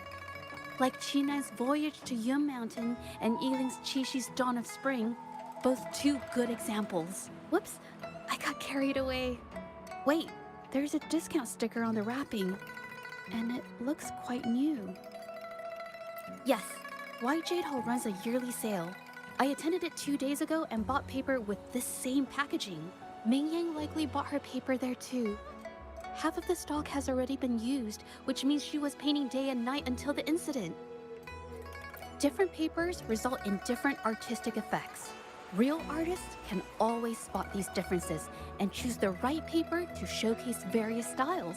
White jade paper is my absolute favorite, but because it's so expensive, I can only afford to buy it when there's a special sale. I can't pass up a great deal, so I stock up whenever I can. It usually takes a whole day to carry all the boxes home, but I must say, it's worth it. Really? Then I'll count on you next time. We have the same painting style, and the quality of our finished works is remarkably similar. Even if we use different brush techniques, our similar styles mean we should finish a painting in about the same time. Once a painter holds a paintbrush in their hand, they won't stop until every detail meets their standards. It becomes an obsession. I guess this is true for most painters.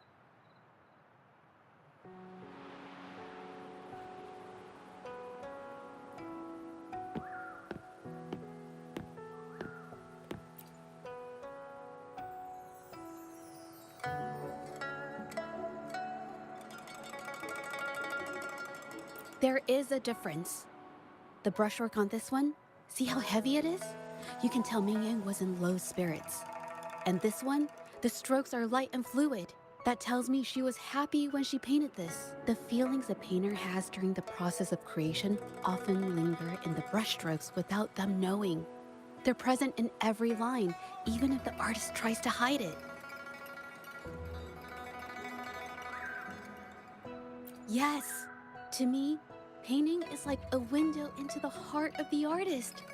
When words fail, these feelings can be depicted through brushstrokes instead. It is strange, though. She keeps reproducing the same painting over and over, using techniques that aren't her usual style.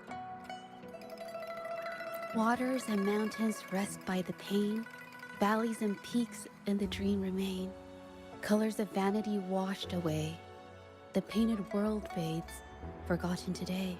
This artwork is titled Serenity of Xiehua Village. It captures the scenic landscape seen from the village itself. Ah, the pigment! When did it get on my clothes? Huh? It came off with just a little wipe. It shouldn't come off the fabric so easily.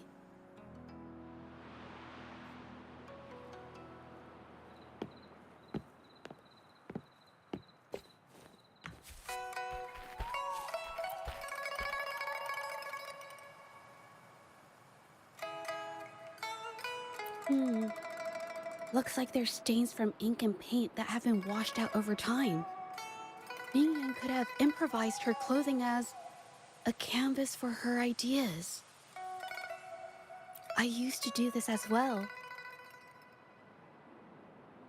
Whenever nature inspired me and I was short on paper, I'd paint rough outlines onto my clothes. After all, fabric used to be a common art material. Besides, using clothes does help to seize fleeting inspiration, don't you think? It's a shame the clothes are stained forever, but it's worth it to see how different inks behave on fabric.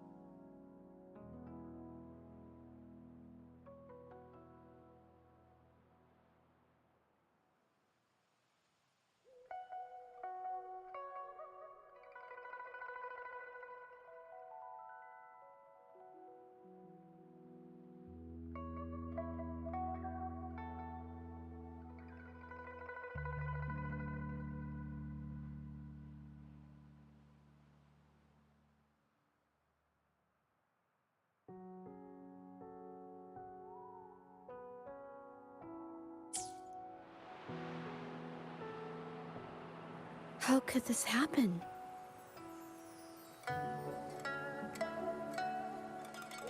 The Shenyang Art Exchange is a renowned institution that manages the exchange of calligraphy and paintings in Huanglong.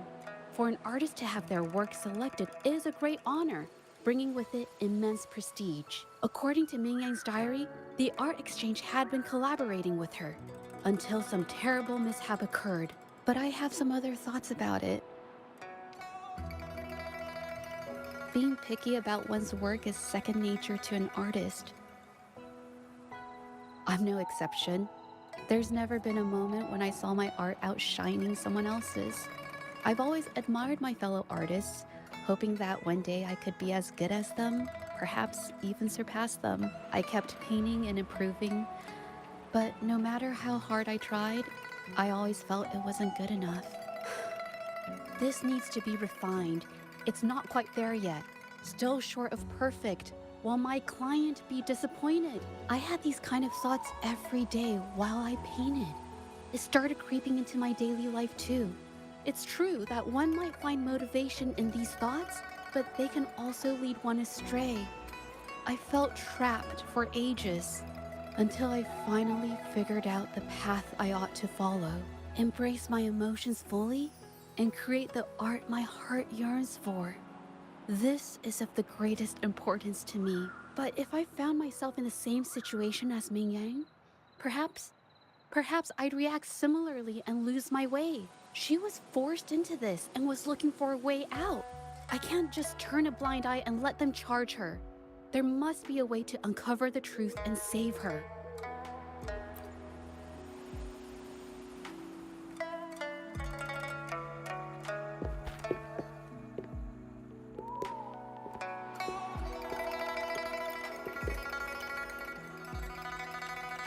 Hey, have a look at this.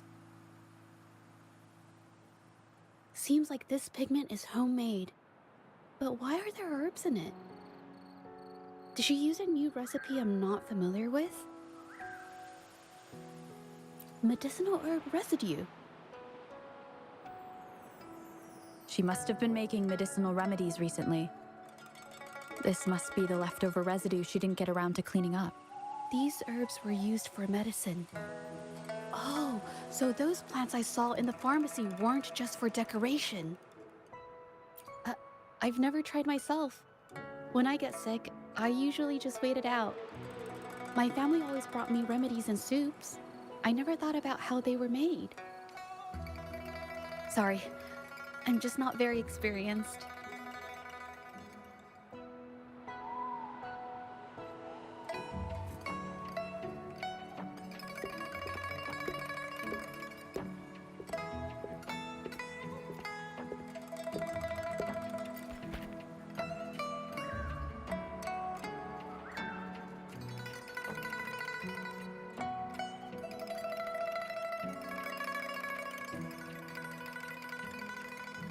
I think... No, I might be wrong. Nothing. It's just a thought. I might be wrong. Then... I'll share it with you.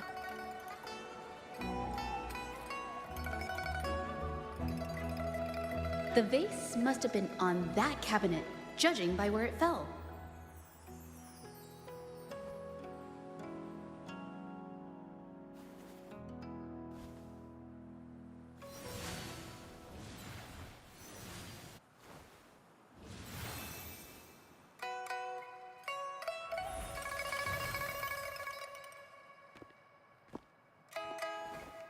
Looks like the cabinet used to be over there, but something bumped into it, and that's why the vase got knocked over.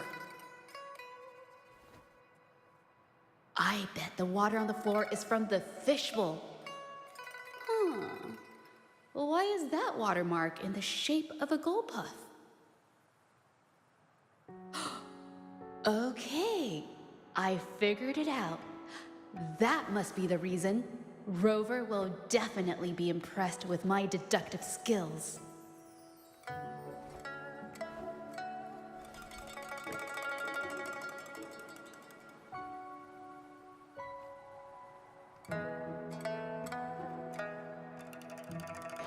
May I pray for anything? A gull puff jumped out of the fishbowl, knocking over the vase and causing it to shatter on the floor. Then it landed on a pile of paintings. Realizing it was in trouble and afraid of getting scolded, it slipped out of the window. Sorry, I need to improve my investigation skills. I see. I guess I jumped to conclusions. I'll do better next time. Oh yes, these are phantasms I can create with my brush. They only exist for a short while. I haven't done this for a long time. I'm a bit rusty now. Yes, I rarely need to use my forte in daily life. When it comes to painting, I prefer the traditional way. It helps me to understand my progress and improve my skills. An artwork created with forte is indeed mesmerizing, nearly flawless, but that's not my goal. So, I've used this ability less over time. But it's fine to use it for the investigation. Yes, it could be related to my forte.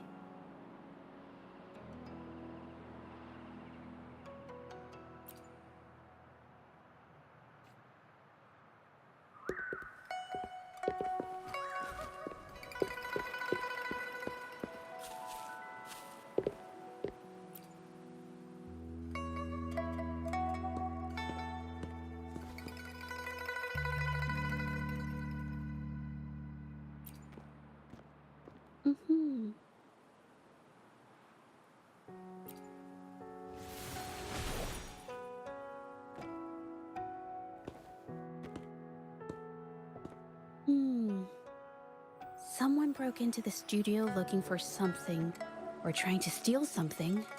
Probably something tied to Ming Yang's paintings.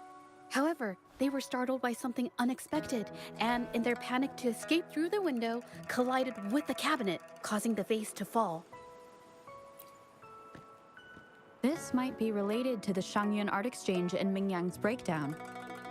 Let's follow these tracks and see where they lead. The clues from the studio led us to an exiles camp. There, we found new clues that pointed to a hidden player behind all of this.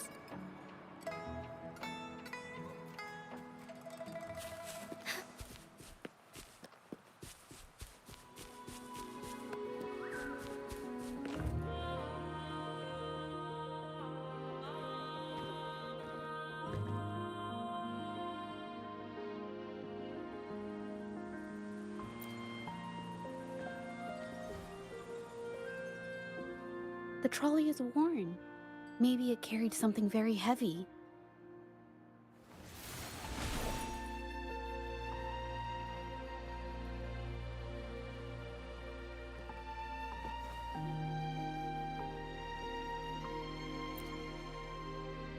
Could it be they transported ore, made pigments from them, and then moved the pigments elsewhere?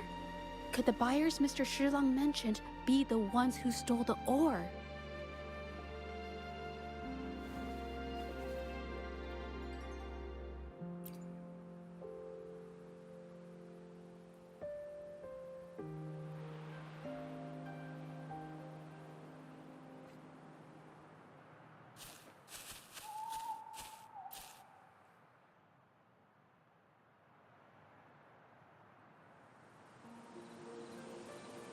Scarlet thorn, indigoite, and other ore.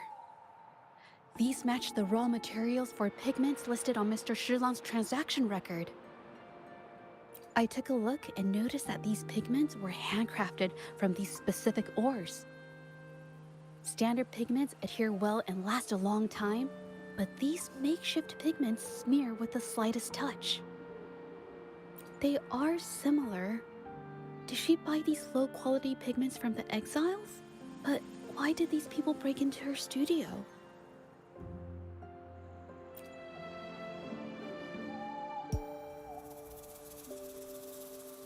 Who are you?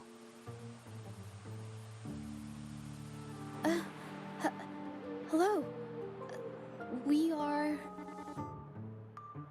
You're here to buy paintings? That's not how this works. Go on, get out of here. We're actually here for Ming Ying's paintings.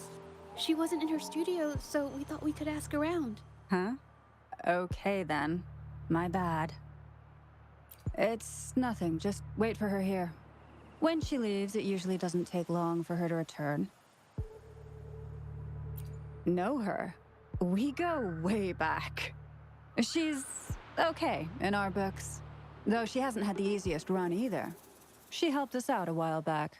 Guess you could call us friends. She even gifted us a painting.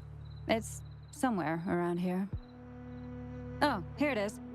We're no fancy connoisseurs, but even we can tell that girl can paint. I kind of like it myself.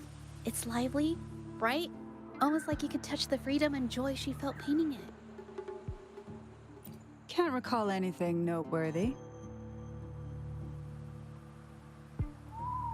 My guess? She's dabbling in some new, secretive art piece. I spotted her taking risky stabs at painting out in the wild. Well, now that you mention it, I do remember her talking about making art you could step into or whatever, but her little art excursion stirred up some unstable frequencies. We warned her, but did she listen? Nope. That's right, I saw her paintings myself. Tried to steer her clear, and what do I get? A lecture. Artists, always on their own wild wavelength, aren't they? Sorry to interrupt, but mind if I ask what you normally do for a living? Us? Oh, the usual.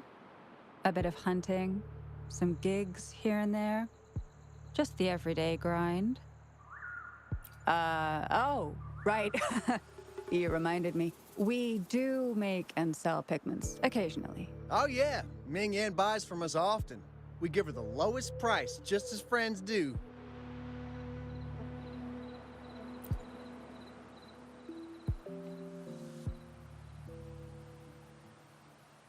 have an idea. Yes, I think neither these exiles nor Mingyan has told the truth. I noticed some of the exiles' hands were blackened. The thought suddenly hit me. What if it's from constant exposure to ink? If so, they must be making a lot of pigments and ink sticks.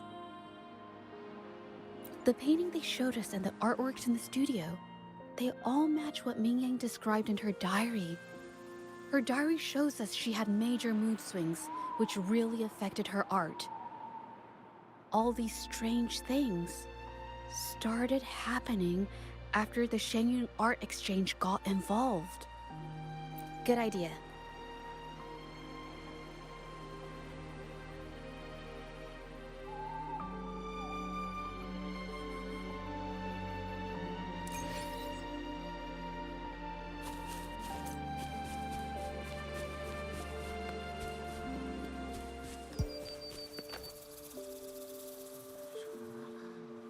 I hear people talking. Okay, I'll use my terminal to record it, just in case.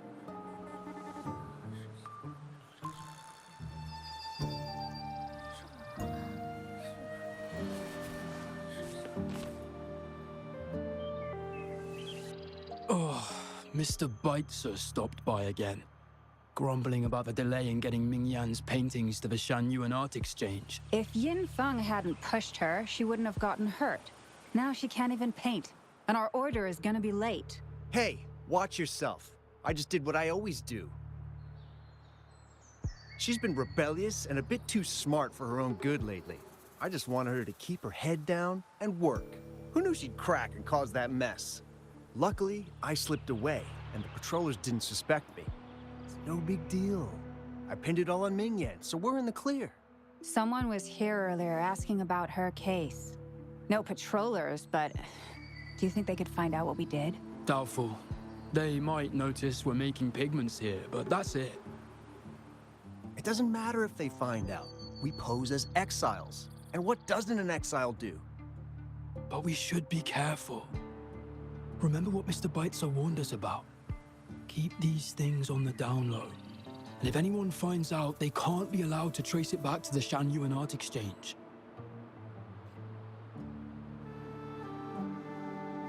So the Shenyun Art Exchange has been involved in Mingyang's case right from the start. No wonder they got all shifty when we brought up Mingyang earlier. Yin Feng. Yes. It was his signature on Mr. Shilan's transaction record. When I asked him about the incident, he put all the blame on Mingyan, saying she had ulterior motives. The exiles we questioned during the day did the same, trying to divert attention and cover up their own involvement at the scene in the first place. These distractions led us to concentrate solely on Mingyang, ignoring other possible angles. I have a theory, but we need that batch of paintings they mentioned to test it. But there's so many more people in the camp now. How should we get in? Okay.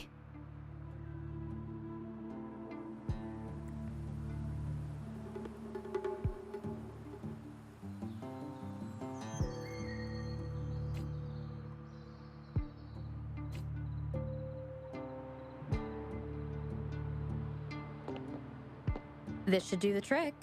Now, let's see what information we can find inside the camp.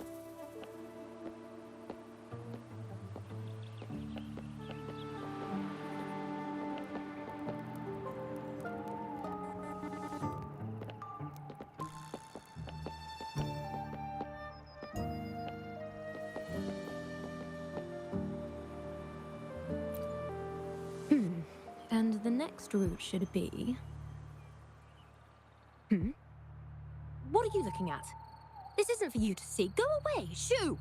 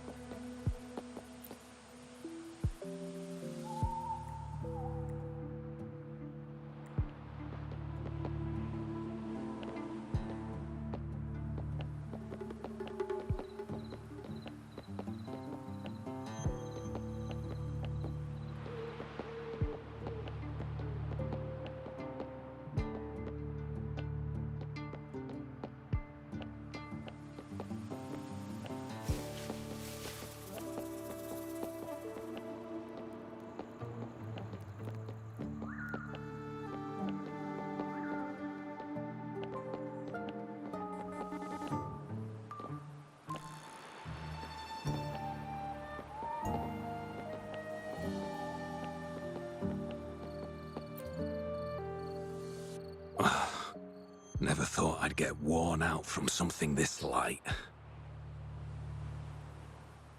What did you just say? That's it.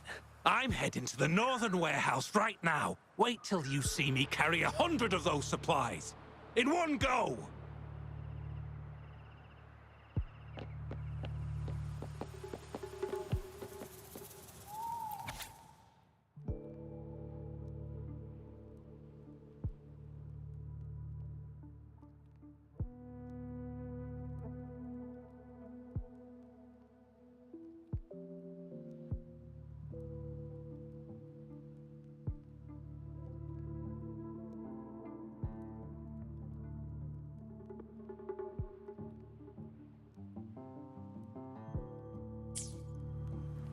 I can't believe the number of painters involved. They know where they all live too. These addresses are not too far from each other. So, the Art Exchange must be managing its network by districts. This camp is likely the hub for this district, handling transportation and supplies. Judging from the list, it looks like they're still searching for artists to create forgeries.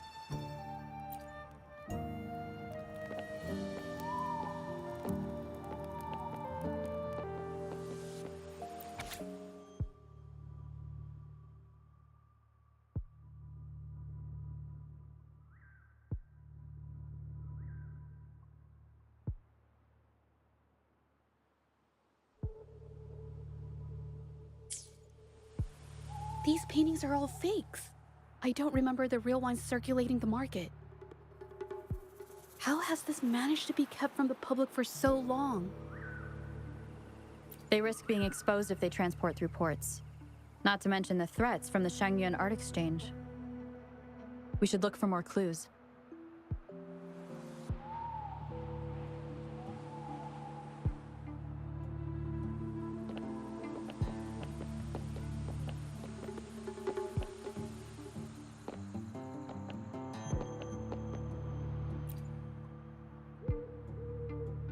I want out of this.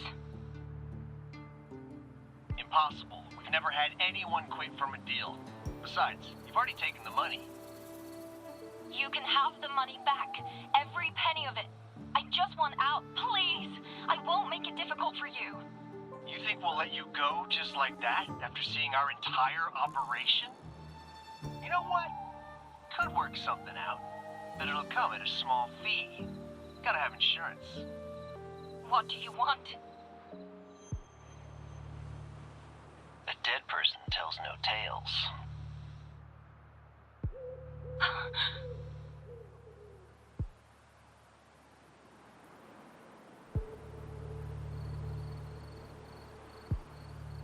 That's everything from our talk yesterday, boss. She's still holding her cards close. Keep an eye on her for now. If she tries anything, take her out. Understood.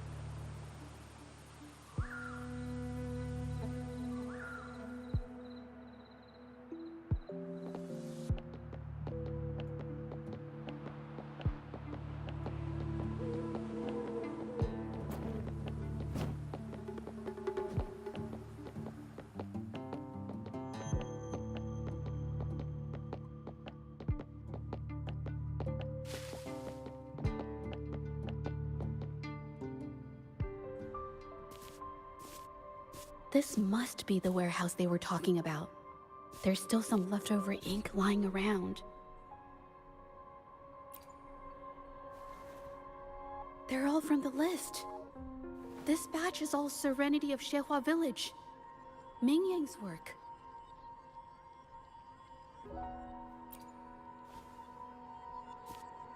These aren't just simple copies anymore. It's obvious now. She was working with them to create forgeries for her own gain. In the end, this is the path she chose. I suspected as much, though I couldn't quite... I wasn't sure until I saw the paintings myself.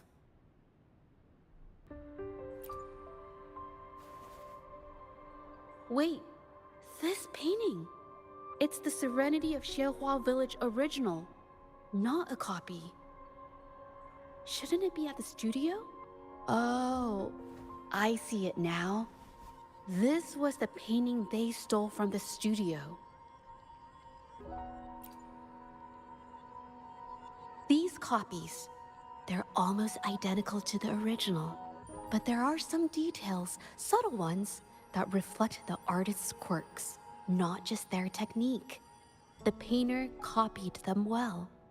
But if you look closely, you'll find that the finishings are a bit, more rigid in some areas. Well, that's because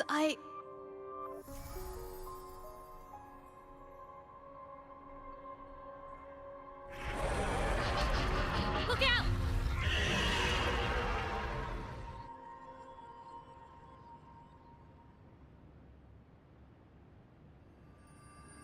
I should lead the way.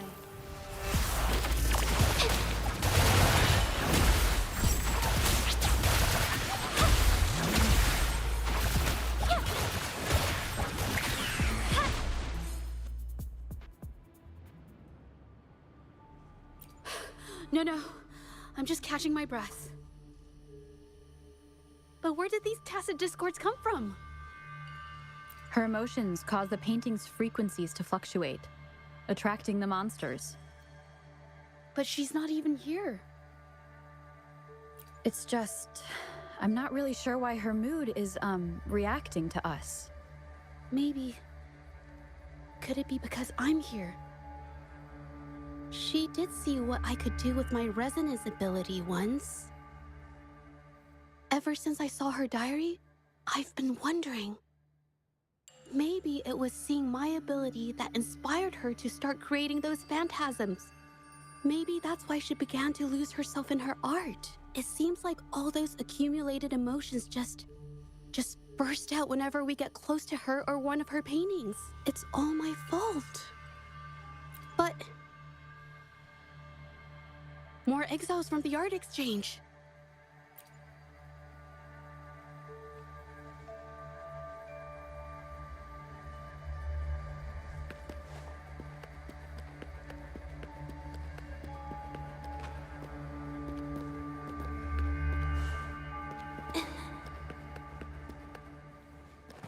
Watch out!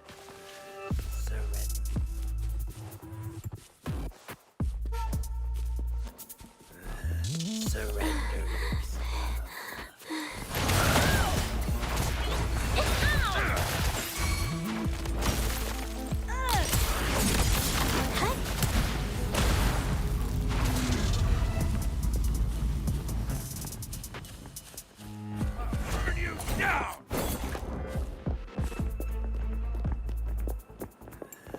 Did you really think we'd let you just walk away after you destroyed our warehouses and interfered with our business? Business. Why is everyone so obsessed with making money? Fellas, what do you say we grab that compensation from our friends here for all the trouble they've caused us? A creator's passion. Does it not mean anything to you?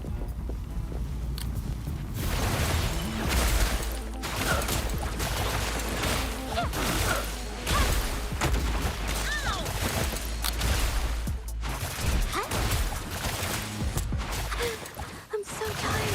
I can't believe it.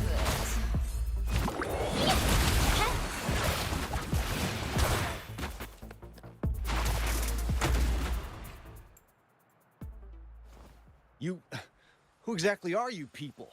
You don't look like you're patrollers. What do you want? If it's the paintings you're after, take as many as you want. We can always make new ones. Forcing people to make copies like a factory line? It's disrespecting the creator's dignity. It's just a couple of stones and trees on a piece of paper, for crying out loud. Even I could draw one with the flick of a wrist. Who cares if they're real or not? For the amount of paint and ink that goes into them, I'd even go so far as to say paying those painters 20 credits each is a ripoff. How could you measure the value of creation in such a way? Oh, so you're also here for the money. Look, name a figure. We'll pay double if it'll make you shut up. How does that sound? Take it and scram. That's not what I meant. Then what the hell do you want from me? I want to expose everything to the public! Aside from reporting you to the patrollers, I want to let the public know about all the forgery and smuggling you've been doing. The way you coerce the painters and put their lives at risk for profit? I'll expose it all. Is something wrong?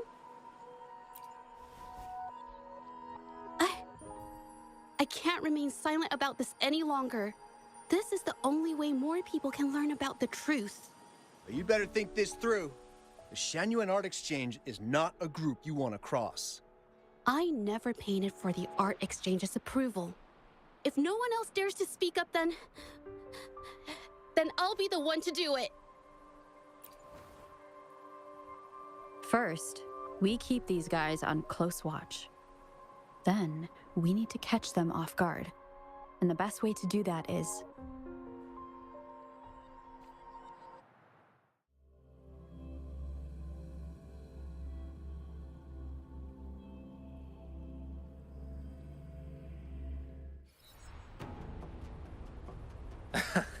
Well, that's quite the story. At best, this merely proves our involvement in the incident, yet the real culprit remains unknown. Your accusations are groundless. Allow me to remind you, she was the one who created those paintings, insisted on selling them, and concocted the entire terrifying incident. Do you honestly believe her paintings would have earned a single penny without my intervention? No. Mr. Baitsu, you're changing the subject. How ungrateful. She ensnared us in this debacle, and now you dare to lay the blame at our feet. But before we proceed, I wish to present this audio recording to the court. Mr. Baitsu stopped by again, grumbling about the delay in getting Ming Yan's paintings to the Shanyuan Art Exchange. If Yin Feng hadn't pushed her, she wouldn't have gotten hurt. Now she can't even paint, and our order is gonna be late. She's been rebellious and a bit too smart for her own good lately. I just wanted her to keep her head down and work. Who knew she'd crack and cause that mess? Mingyan was initially only making copies. Everything changed after you stepped in. Trickery, misinformation, and later on even threats. She was led down the path of forging artworks for you. I do understand that if her own heart hadn't wavered, none of this would have happened. But there was already no turning back by the time she wanted to quit. So, saying she was the mastermind behind it all, that's just not fair.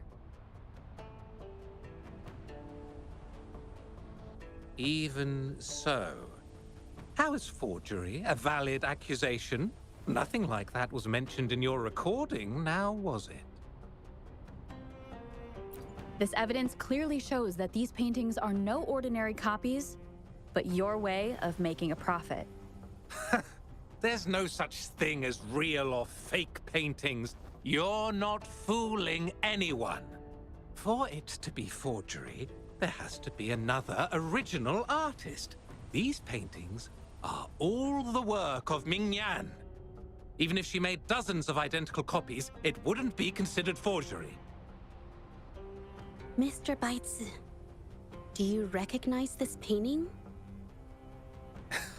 Well, of course. It's Serenity of Shehua Village, the work of the arcane artist. Then can you tell the difference between this one and the others? Of course. This piece possesses a lifelike quality unmatched by any other, all thanks to the resonance ability of the arcane artist Ming Yan. However, judging from these paintings, it seems Ming Yan's ability never stabilized successfully. Except for this original piece. What does this have to do with anything? Do you have solid evidence to prove the differences between these paintings? What you're saying is all speculation. There's no guarantee a painter won't make mistakes, is there? Artists seeking perfection always choose the highest quality pigments for their most important pieces. During our investigation of the studio, I accidentally got paint on me and discovered something interesting about the materials used in these paintings. The original paintings had pigments that were pure and brighter, able to blend more naturally and retain color for longer. In contrast, the forgeries used pigments made from mineral scraps. These don't hold up the same, smudging at the slightest touch. We can distinguish the real paintings from the fakes simply by analyzing the ink used.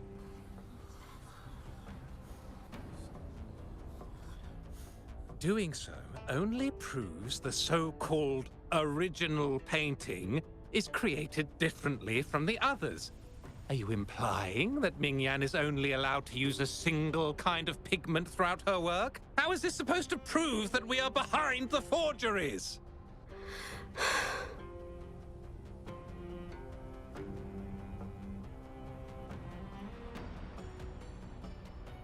Because the original creator of Serenity and Shehua Village is me.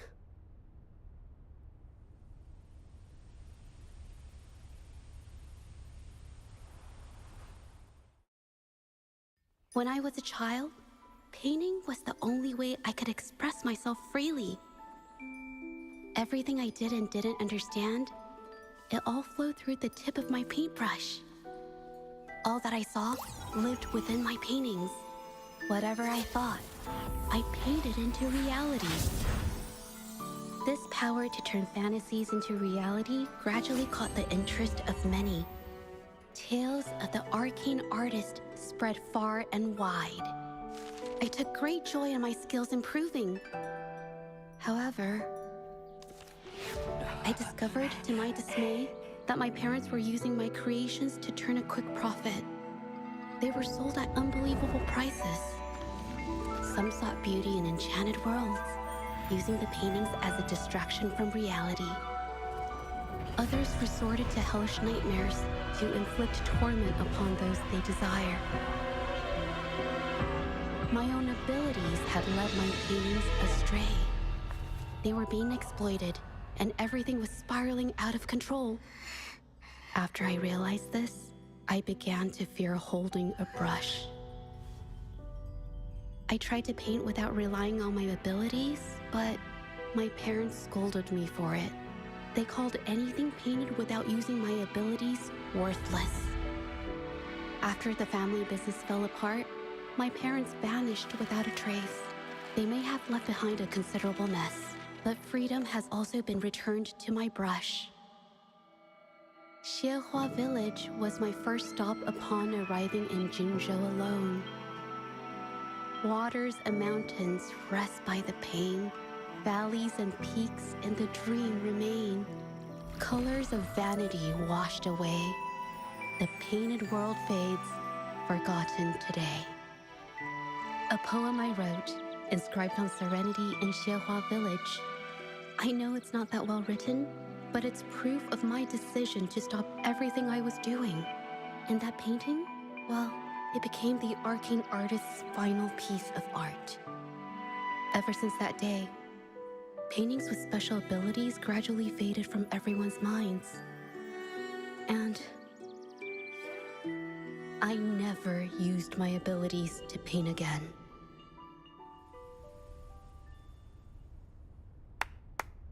Well, that was certainly a touching story.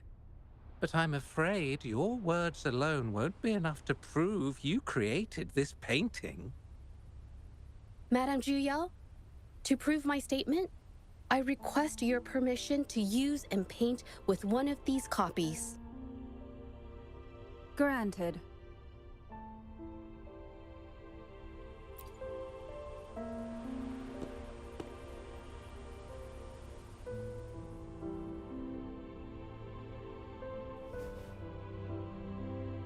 Yes, Mingyang's experience has made me realize something. To create art that truly resonates, I must first accept myself. The paintings I drew in the past, they were heartfelt creations, pieces of my life. They formed my past and shaped who I am today. It's not just about proving a single painting. It's about so much more. If my forte is the cause behind all this, then I must take responsibility. I can't just let this go on and hurt others.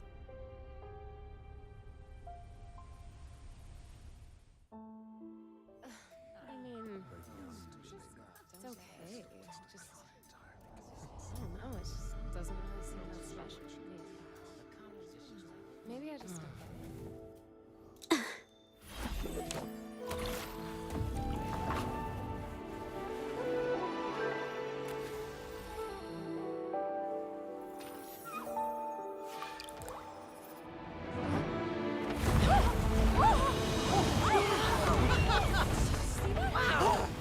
So the rumors are These true. paintings are really coming to life.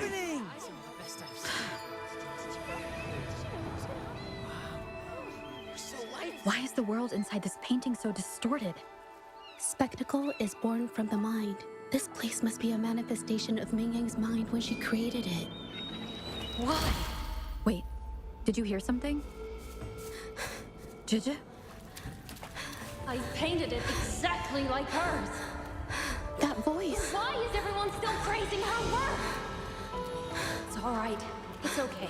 She's gone now. Soon, I'll be an even better painter than she ever was. Watch out!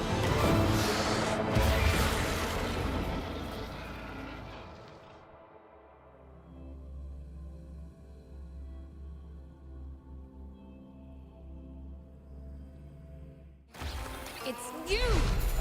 I've already done everything I can! Why are you still better than me?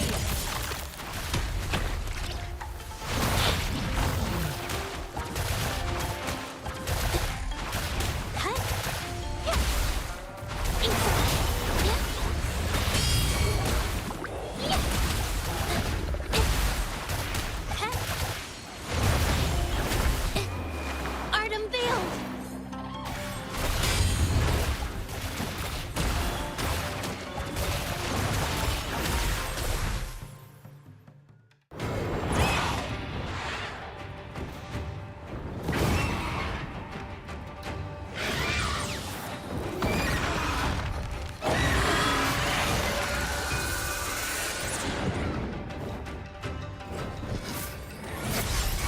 Infra, a new technique!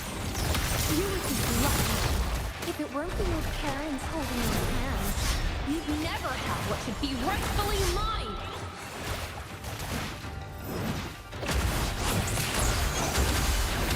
witness the art's true form. Did I mess it up? A new technique.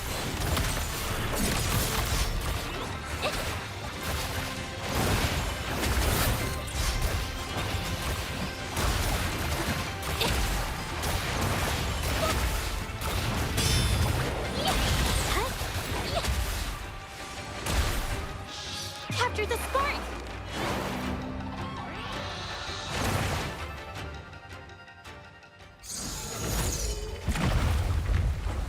Still, I couldn't do it. Why? I perfected everything. It's all because of your abilities.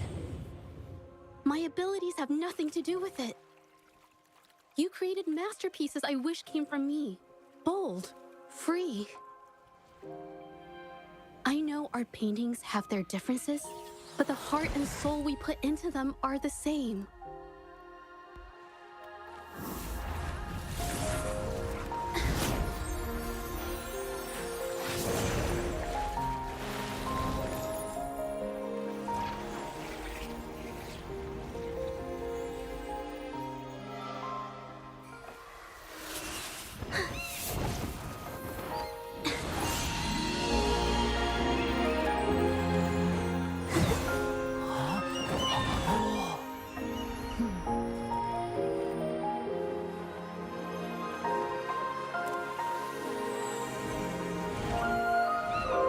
shouldn't see me as a model to follow.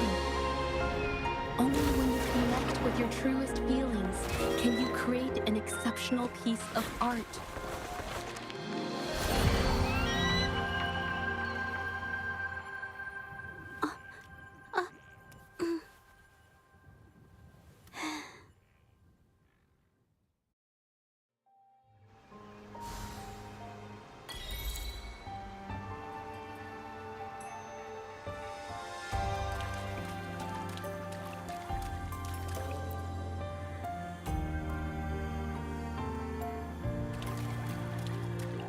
This phantasm is so cool!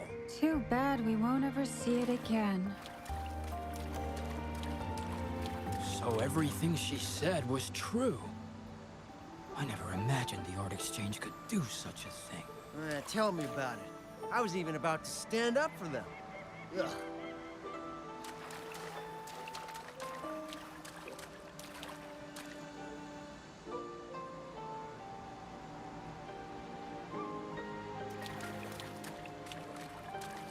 Wow, beautiful. Oh, I better put them away first.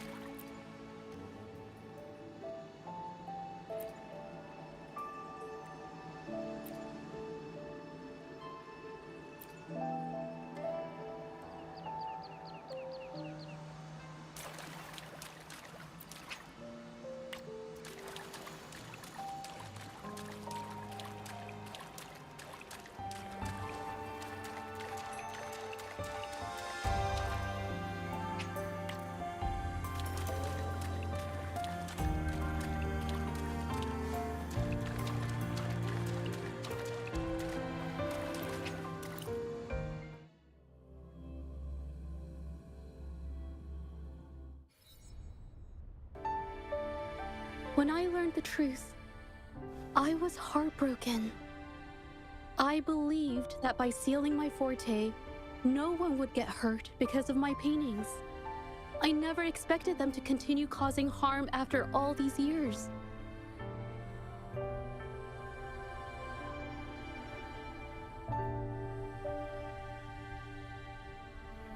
But Rover's words made me realize something. It was never about the paintings themselves, but rather those who sought to use them to hurt others. Mr. Baitsu, you run a highly esteemed calligraphy and painting institution, yet you've suppressed the creative spirit and violated these artists' dignity, all for the sake of wealth. Everything they cherished has now become a tool for profit. The works they held dear are just tools for your gain, insulting to both the original artists and their imitators. Set before you is the original painting from many years ago, and the one I've just completed. Now, everything has been brought to light.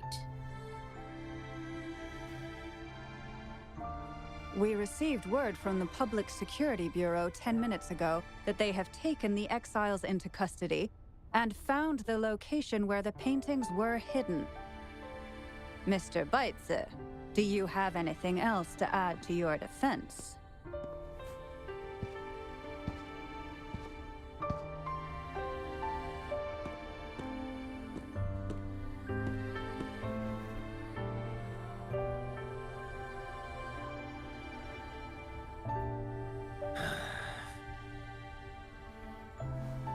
Very well. We will reevaluate Mingyan's charges, determine the Shangyun Art Exchange's involvement in the incident, and conduct a comprehensive investigation as soon as possible. This hearing is adjourned.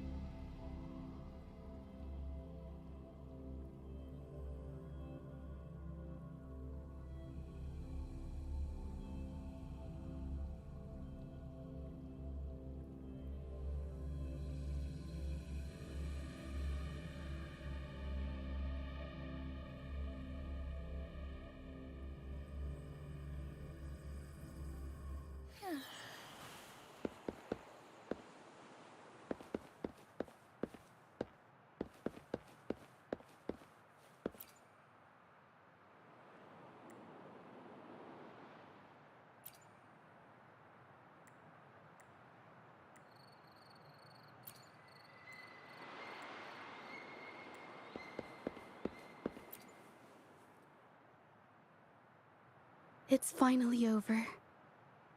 I didn't miss anything important, did I? Huh? No, not at all.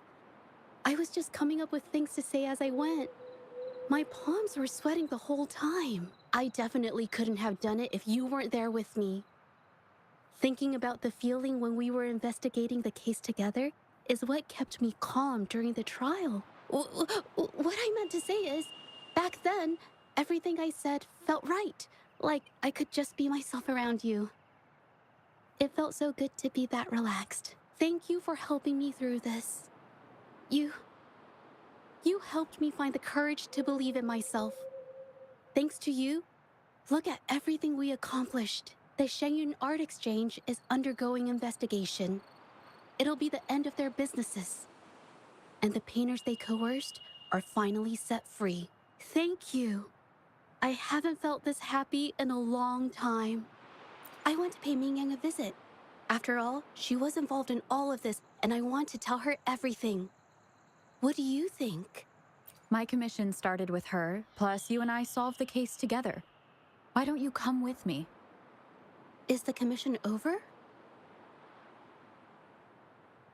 Yes. I already had it taken care of the day we found out the truth. All right, let's go.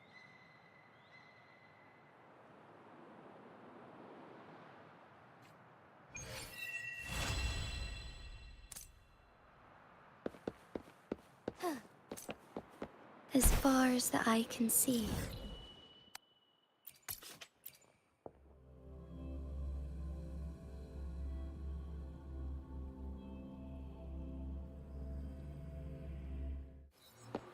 Hi.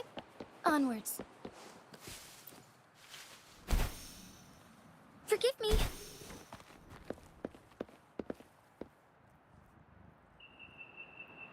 Jaja?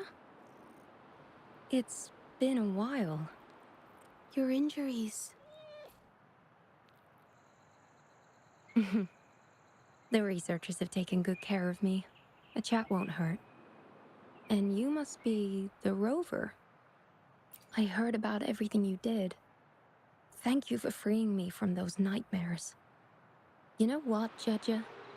You may seem soft and gentle on the outside, but if your boundaries are crossed, I think you can be tougher than anyone else. And I still owe you an apology. Forgive me, because I was so obsessed with wanting to be you, to be better than you. I've caused you so much trouble. The pain of these injuries managed to put a stop to my obsession with imitating your paintings. Maybe I was never meant to be a painter to begin with. I brought you a gift.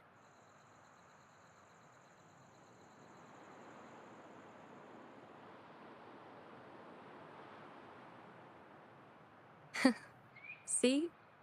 Only you can create a painting with such life. I still have a long way to go. This is your painting. It's the one you gave me when we first met.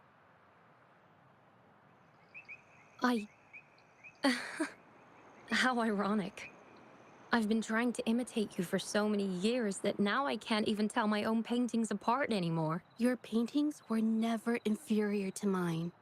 Just look at this piece. Even you approve of its value. It doesn't matter who painted it. Mingyang, I hope you can find your true self, whoever she is. I know you can do it. Thank you for bringing me this painting. Really.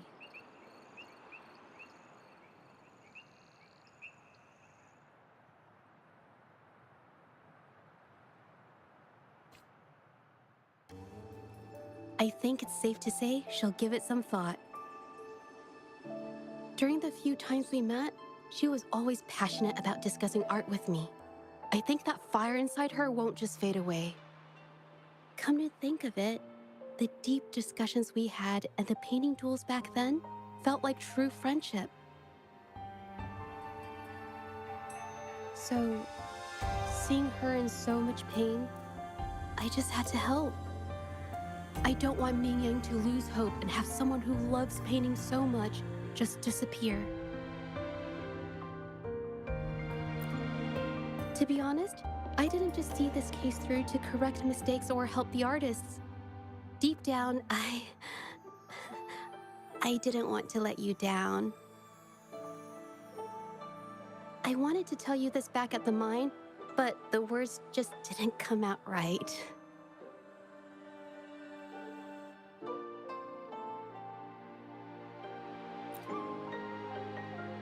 Thank you for being my friend and helping me through all of this, Rover.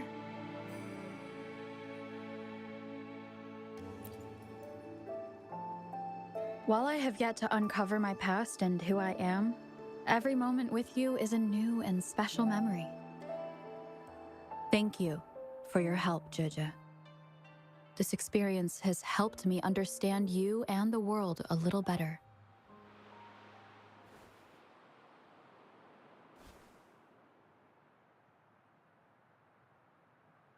You seem to be pretty slow on the news.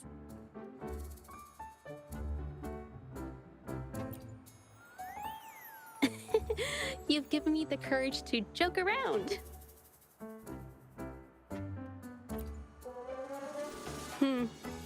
Well.